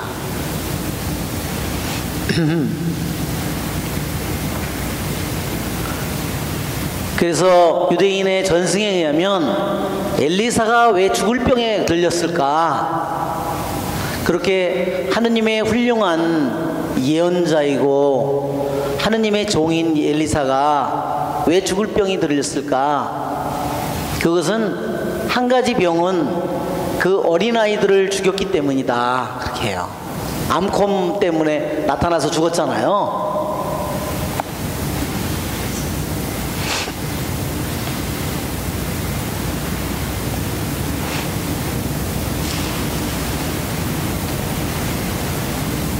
나의 아버지 이스라엘의 병거시며 기병이시여 하는 말은 누가 한 말이에요? 원래는요, 이것은 여호와스 북쪽의 왕이 한 말이 아니라요, 이거는 엘리사 예언자가 자기 스승 엘리야가 떠날 때 불말과 불병거를 타고 하늘로 떠날 때 그때 엘리사가 하는 말이에요. 여기 여러분 열왕기 학원 2장을 한번 펴보세요. 2장.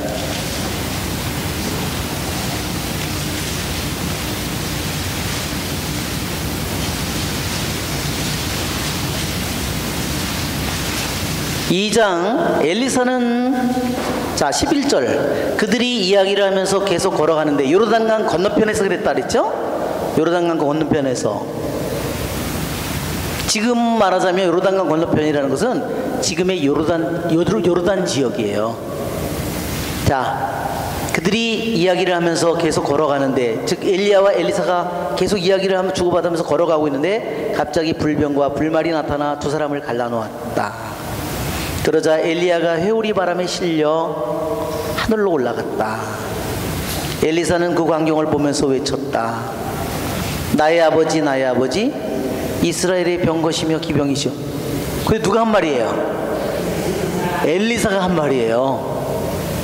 그 말을 그대로 왕이 엘리사가 죽을 때 그 말을 하고 있어요.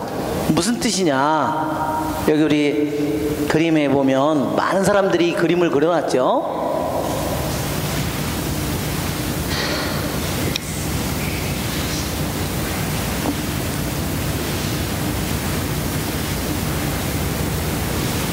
예, 불병과 불마차를 타고 불마차와 불말을 타고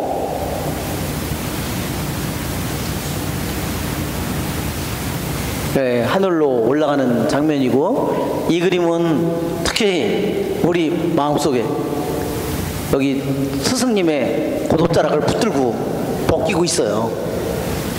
그래서 이 그림이 제일 마음에 와닿는 것 같아요. 네, 너무 인간적인.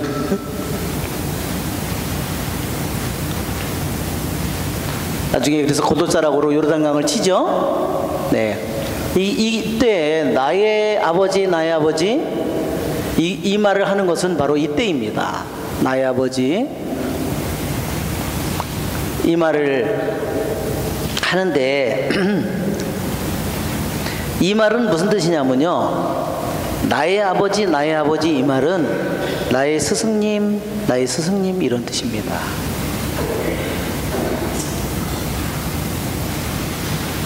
그 다음에 병거이며 기병이라는 것은 그 당시 지금으로부터 3000년 전에 병거는 가장 강력한 무기였어요. 속도도 가장 빠르고, 그렇죠?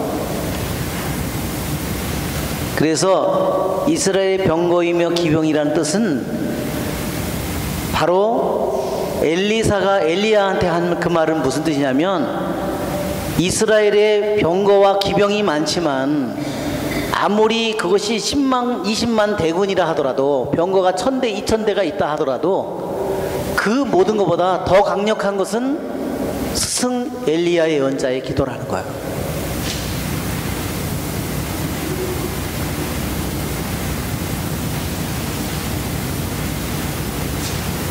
그렇죠. 엘리야의 기도로 하늘을 닫고, 엘리야의 기도로 하늘의 문을 여늘고, 그렇죠?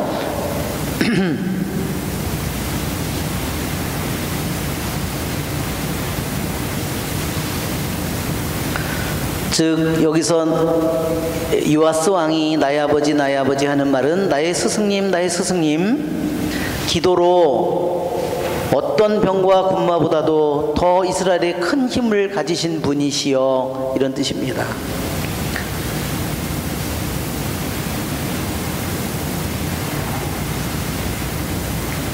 엘리사가 임금에게 말하였다. 활과 화살을 가져오십시오.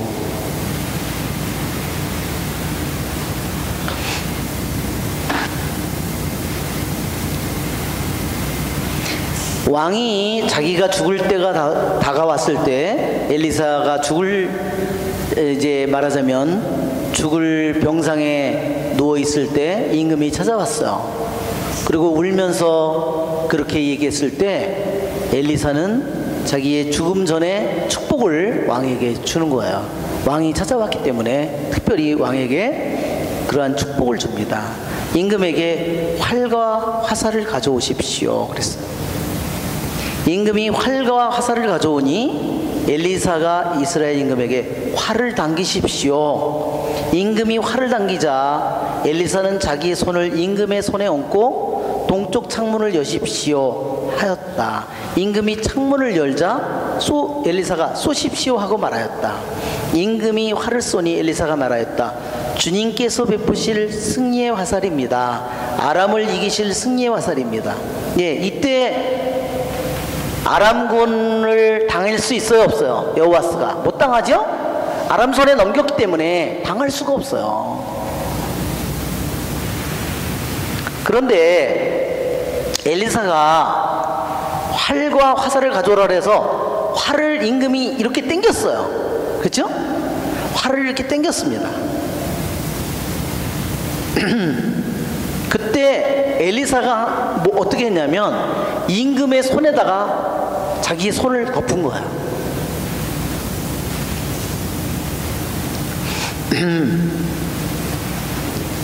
이렇게 덮었는지 이렇게 덮었는지는 모르지만 임금의 활을 쥐고 있는 그 손을 말하자면 엘리사가 두 손으로 덮은 거예요. 무슨 뜻일까요? 엘리사의 손은 하느님의 손을 의미합니다. 즉 하느님의 능력을 의미하는 거예요. 엘리사가 자기 손을 활을 당기고 있는 임금에게 손을 자기 두 손으로 엘리사가 덮어준 것은 하느님의 손이 임금의 손과 함께 있습니다, 이런 뜻입니다. 그래서 우리 기도에 그런 거 있죠? 우리 손이 하는 일에 힘을 주소서. 그렇죠? 아무리 병력이 많다 하여 임금이 이기지 못하고 승하지 못하고, 그렇죠? 군대가 많다고 병력이 많다고 군말을 믿기 어려우니, 그 시편에 있는 말씀이잖아요. 그렇죠?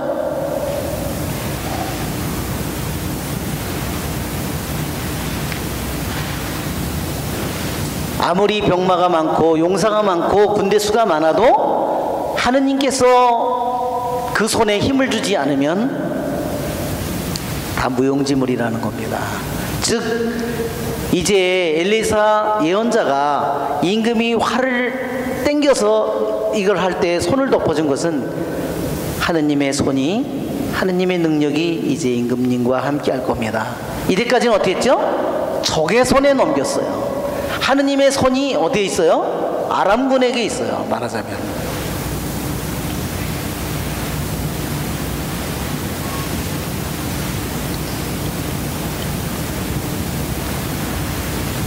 동쪽 창문을 여십시오, 말하자면 그것이 시리아, 아람이 있는 쪽이죠. 임금이 창문을 열자 엘리사가 쏘십시오.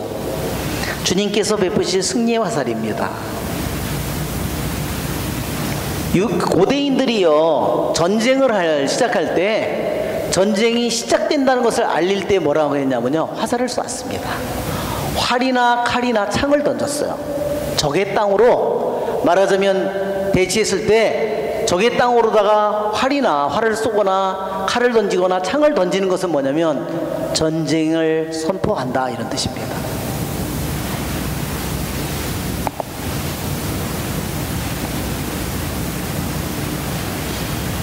그래서 알렉산더 대왕도 이오나 해변에 해안에 도착해서 알렉산더 대왕이 페르시아 쪽을 향해서 창을 던집니다. 그것이 뭐냐? 내가 페르시아 너에게 전쟁을 선포한다, 이런 뜻입니다. 여호수아 8장에도 보면 여호수아가 창을 던지는 이야기가 나옵니다.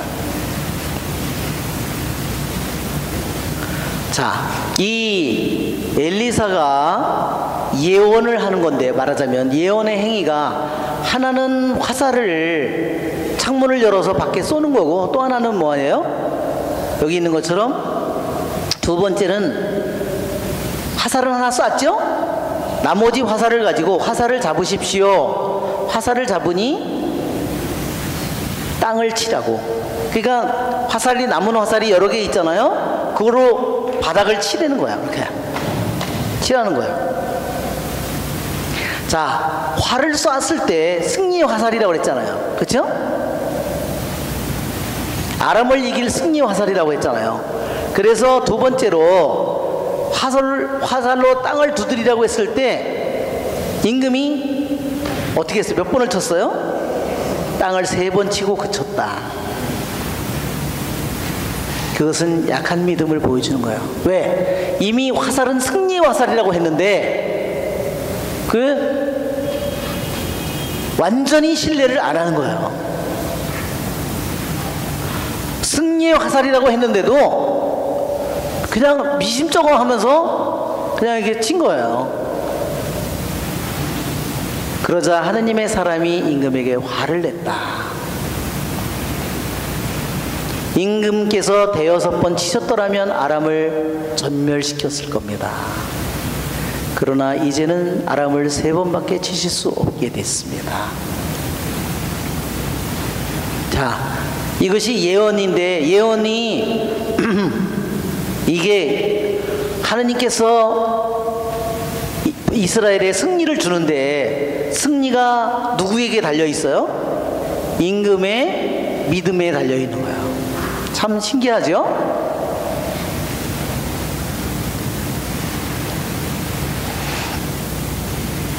그래도 우리가 신약에서도 보면 내 믿음이 너를 구원하였다 이렇게 얘기합니다. 승리의 화살인데 치라고 했을 때 정말 이거를 진짜 힘껏 자기가 쳤으면 3번 이상 쳤을 텐데 승리야 글쎄 승리 그냥 하다가 점점점 약해서 친 것 같아 내 생각에. 치다가 진짜 이거 왜 치라고 했지? 그러고 뭐 멈춘 거예요. 엔진이 멈춘 거야. 믿음의 엔진이 멈춘 거죠. 하느님께서 승리를 주시는데 그 승리를 이스라엘의 여호와스 임금의 손에 믿음에 맡기신 겁니다. 그러니까 이 승리가 임금이 온전히 다 신뢰를 안 해요.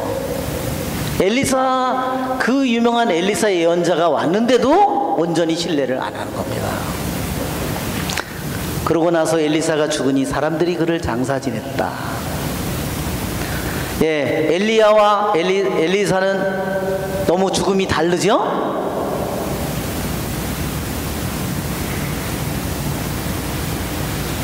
사람들은 이렇게 얘기했어요. 왜 그 다음 22절에 보면 아람 임금 하자일은 여호와스가 살아있는 동안 내내 이스라엘을 억압했다. 다시 누구에게로 돌아갔어요? 요아스의 아버지 여호아스의 이야기로 돌아갔죠? 위에는 이때까지 요아스 임금의 얘기를 하다가 갑자기 또다시 여호아스의 이야기로 돌아갔어요. 그래서 여기에 왜 그러면 엘리사의 죽음을 여기에다가 왜 집어넣느냐? 그것은 바로 이스라엘이 다시 일어날 수 있기를 알리려고 엘리사의 죽음을 이야기했다. 그럼 왜 그런 얘기를 하냐면, 자 보세요. 그 다음에 그 무렵 모압 약탈대가 해마다 이 땅에 쳐들어왔는데 한 번은 사람들이 죽음을 묻으려다가 약탈대를 보고는 죽음을 엘리사의 무덤 속에서 던지고 가버렸다. 그런데 그 죽음이 엘리사의 뼈에 닿자 다시 살아나 제 발로 일어섰다. 뭐 좀 이상하죠? 내용이? 이것은 뭐냐면 요아스 임금의 얘기를 했잖아요. 이제까지. 그 무렵 모압 약탈대가, 그러니까 아람도 쳐들어오고 또 옆에 있어 모압 때도 때때로 몇백 명씩 쳐들어오는 거예요. 막 타서 다 털어가는 거예요. 한 번은 어떤 사람이 죽었는데 그 장례를 치르고 있는데 저쪽에서 여기는 장례를 치르니까 어떻게 하겠어요? 무덤도 파고 그 다음에 이제 거기서 장례 예절을 해야 될 거 아니에요. 그런데 저쪽에서 모압 약탈대가 막 쳐들어오는 거예요. 그러니까 어떻게 하겠어요? 장례가 어떻게 되겠어요? 장례를 다 그대로 치르겠어요? 거기다가 묻고 뭐 울고 퍼서 이렇게 하고 못하겠죠? 휙 집어 던지고 가다가 무덤, 그냥 묻긴 묻어야 되겠으니까 누구의 무덤에? 엘리사의 무덤 속에다 던지고 그냥 가버렸다 이거예요. 그랬는데 어떻게 했어요? 그 죽은 시체가 엘리사의 뼈에 닿자 다시 살아나 제 발로 일어섰다. 유대 전승에 의하면요, 이 사람이 누구냐? 살롬이다 그래요. 살롬. 살롬은 누구냐면요, 여예언자 훌다의 남편이에요. 예레미야 32장을 한번 보세요. 예레미야 32장. 그러니까 유대인 전승에 의하면 이 사람이 살롬이라는 예복 담당관이에요. 예레미야 32장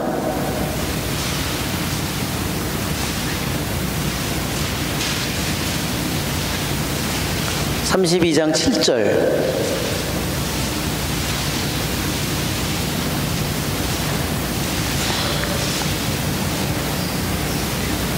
너의 숙부 살롬의 아들 하나무엘이 너에게 와서, 이런 얘기 나오죠?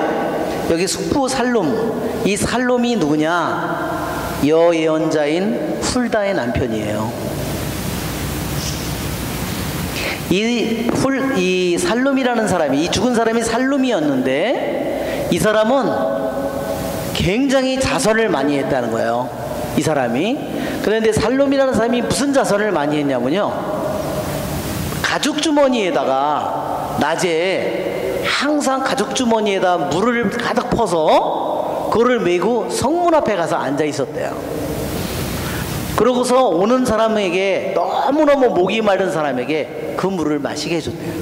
그것이 이 살롬의 자기가 한 일이에요. 성문에서 이렇게 생전에 많은 자선을 베풀었기 때문에 그가 이 은혜를 죽었다가 엘리사의 뼈에 닿은 순간에 다시 살아났다는 거예요. 살아났는데 어떻게 했냐면, 살아났으니까 어떻게 했겠어요? 집으로 돌아왔겠죠? 그래서 왜 부인이 예언자가 됐냐면, 살롬의 은혜로 자기 부인이 여자 예언자가 되었다는 겁니다. 그리고 본인은 그 자선 때문에 죽어서 다시 살아나서 다시 집으로 돌아와 가지고요, 다시 자식을 더 갖게 됐대요. 그 부인이 어땠을까요? 좋아했을까? 싫어했을까? 자세한 건 몰라요. 네, 장사 다 지내고 다 했는데 집으로 찾아왔으니 기절할 노릇이죠. 네. 그리고 다시 아기도 낳았다고. 그리고 그게 아까 나오는, 예레미야에 나오는 하나무엘이에요.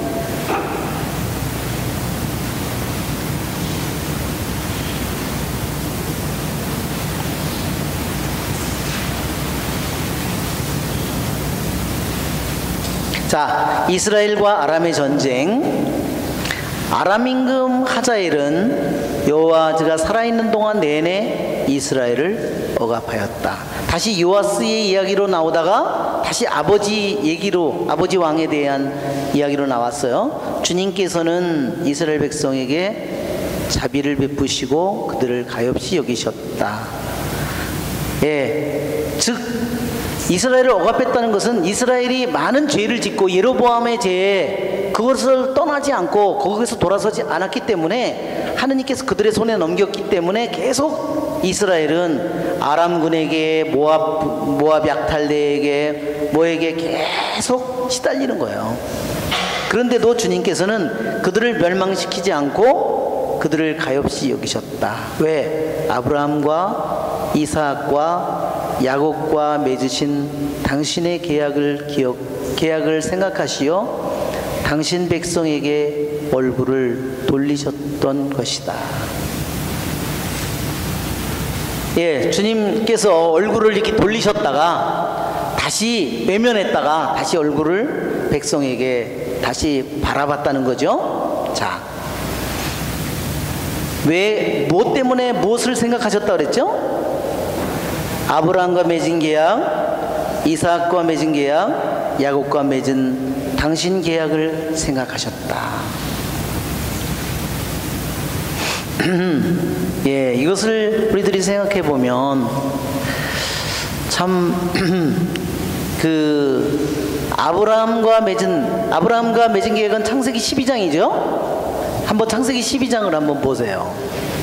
가장 아담과 노아와 한 말고 창세기 11장이 끝나고 바벨탑이 11장으로 끝나고 12장 아브라함을 부르시죠. 그러면서 아브라함과 계약을 맺습니다. 12장 내 고향과 친척과 아버지 집을 떠나 내가 너에게 보여줄 땅으로 가거라. 큰 민족이 되게 하고 복을 내리며 내 이름을 떨치게 하겠다. 너를 축복하는 일 복을 내리고 너를 저주하는 자에게 저주를 내리겠다. 이게 말하자면 하느님이 맺은 계약이죠. 창세기 12장 13장에도 다시 이 계약이 다시 나옵니다. 13장 14절 내가 이 땅을 주겠다. 땅을 주겠다는 그러한 약속이죠. 다시 18절에도 아브라함과 계약이 일생 내내 그 계약이 계속되는 겁니다. 18장 18절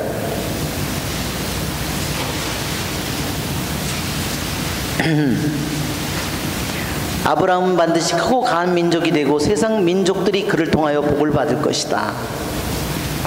다시 22장에도 다시 아브라함의 계약이 계속됩니다. 이삭을 제물로 바치죠. 그 다음에 다시 이 계약이 다시 26장에 가면 누구와 계약으로 다시 맺어지냐면 그 아들에게서 다시 이 계약이 맺어집니다. 26장 4절에 내 후손을 하늘의 별 4절 26장 4절 내 후손을 하늘의 별처럼 또 내 후손에게 이 땅을 내 모든 민족들이 너의 후손을 통하여 복을 받을 것이다. 이것이 아브라함과 계약이 누구에게서 다시 계속돼요? 아들 이삭에서 계속되고 다시 야곱에게서 계속됩니다. 28장을 한번 펴보세요. 28장 14절 내 후손은 땅의 먼지처럼 많아지고 땅의 모든 민족 종족이 너와 너의 후손을 통하여 복을 받을 것이다. 그렇죠? 다시 이것이 야곱에게 이 아브라함과 맺은 계약이 이삭에게서 다시 계속되고 아브라함과 맺은 계약이 다시 이삭을 거쳐서 다시 야곱에게서 계속돼요. 이것이 계속해서 너를 통하여 온 세상 종족이 복을 받을 것이다. 그것은 누구를 통해서 실현돼요? 예수님을 통해서 실현됩니다.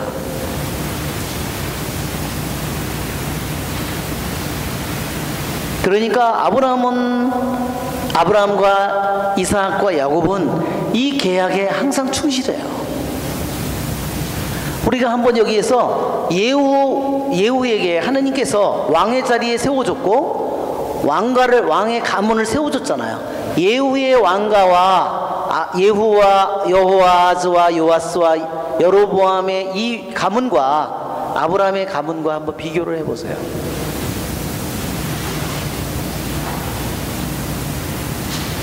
아브라함 왜 하느님께서 왜 모세에게도 탈출기 3장에 나는 아브라함의 하느님, 이삭의 하느님, 야곱의 하느님이라고 왜 얘기하느냐? 아브라함의 믿음이 올바른 믿음이 이삭에게 들어갔고 그 믿음이 다시 야곱에게 들어갔다는 거예요.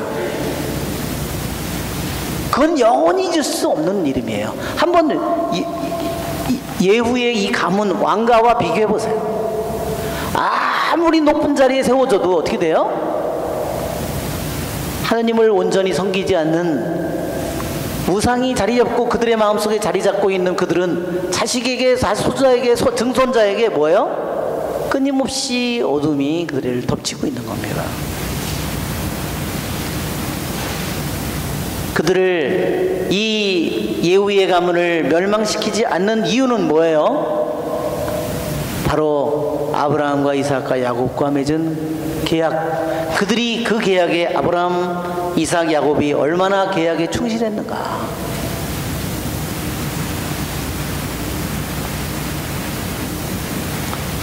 참 이것을 대비를 해보면 너무나 기가 막히죠? 그러니까 하나님께서 이 아브라함과 이삭과 야곱과 맺은 이 계약은 끊임없이 이 아브라함의 계약이 계속 말하자면 다시 반복되는 거예요. 자식에게서 또 다시 반복되는 거예요.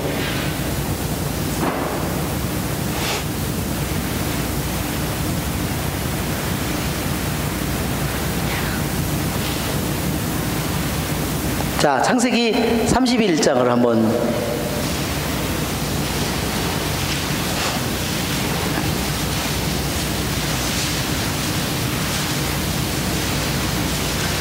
자, 31장 42절을 보세요. 제 아버지 하느님, 아브라함의 하느님, 이삭의 하느님, 이삭의 두려우신 분께서, 자, 야곱이 하는 말이에요. 아브라함의 하느님, 이삭의 하느님. 그런데 야곱이 이렇게 하는 거예요. 아브라함의 하느님, 자기 아버지 이삭의 하느님인데 뭐라고 불러요? 이삭의 두려우신 분께서. 이삭의 두려우신 분께서. 왜 이 말을 쓰냐면, 야곱은 자기 아버지에게서 하느님을 두려우신 분이라고 항상 자기 아버지가 얘기한 거예요. 왜 그랬을까요? 아브라함이 제물로 바칠 때, 그쵸? 칼을 들어서 자기를 번제물을 거기에 올려놓고, 장작에 올려놓고 자기를 칼로 내리쳤잖아요. 그죠? 평생 이삭은 자기 아버지 믿음을 물려받았다는 거예요. 그게 이삭이 항상 하느님을 부를 때, 자기 야곱의 아버지 이삭이 하느님을 부를 때 항상 두려우신 분이라고 불렀다는 거예요. 그 믿음은 누구에서 왔어요? 아브라함에게서 온 거예요. 우리 동영상 한번, 우리 아브라함 여러분이 한번 그전에도 봤을지 모르는데, 네. 자, 이거 좀 크게 해서 보여야 되겠네. 네, 우리 소리가 또 안 나오나?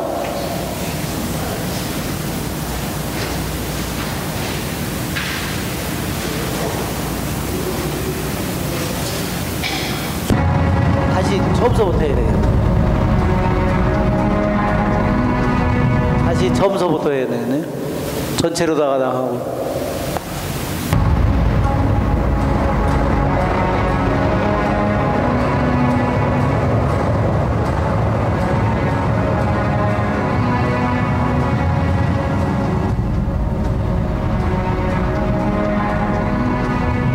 그 전에도 봤죠?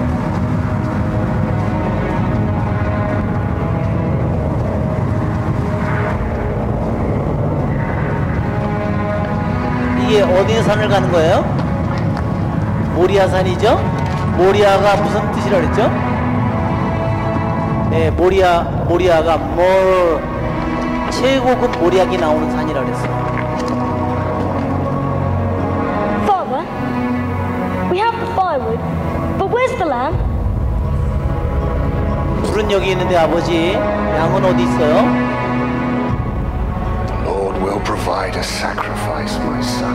하느님께서 제물을 마련하신단다.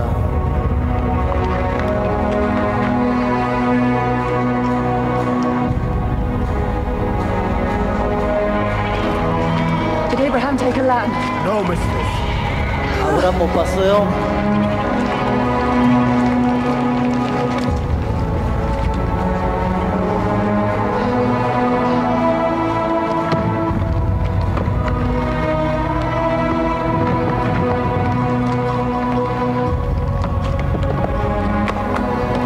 Bring the wood.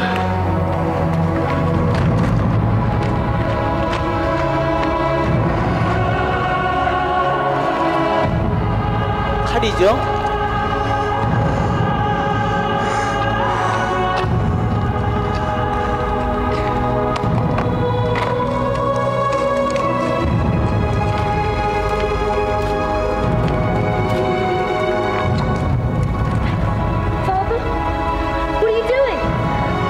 아버지 뭐 하는 거예요? You're hurting me, Father.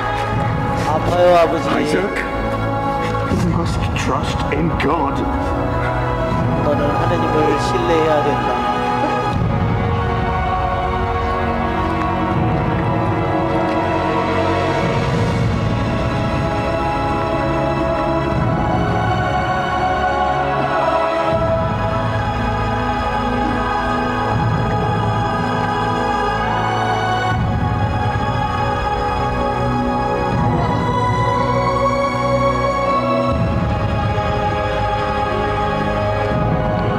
Please.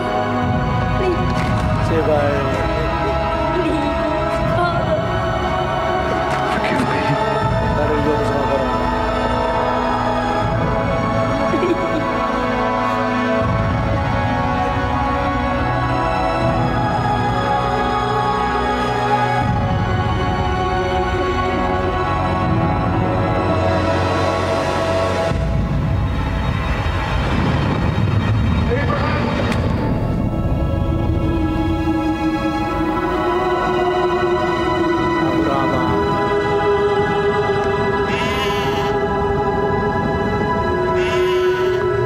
The sacrifice. Oh, my boy.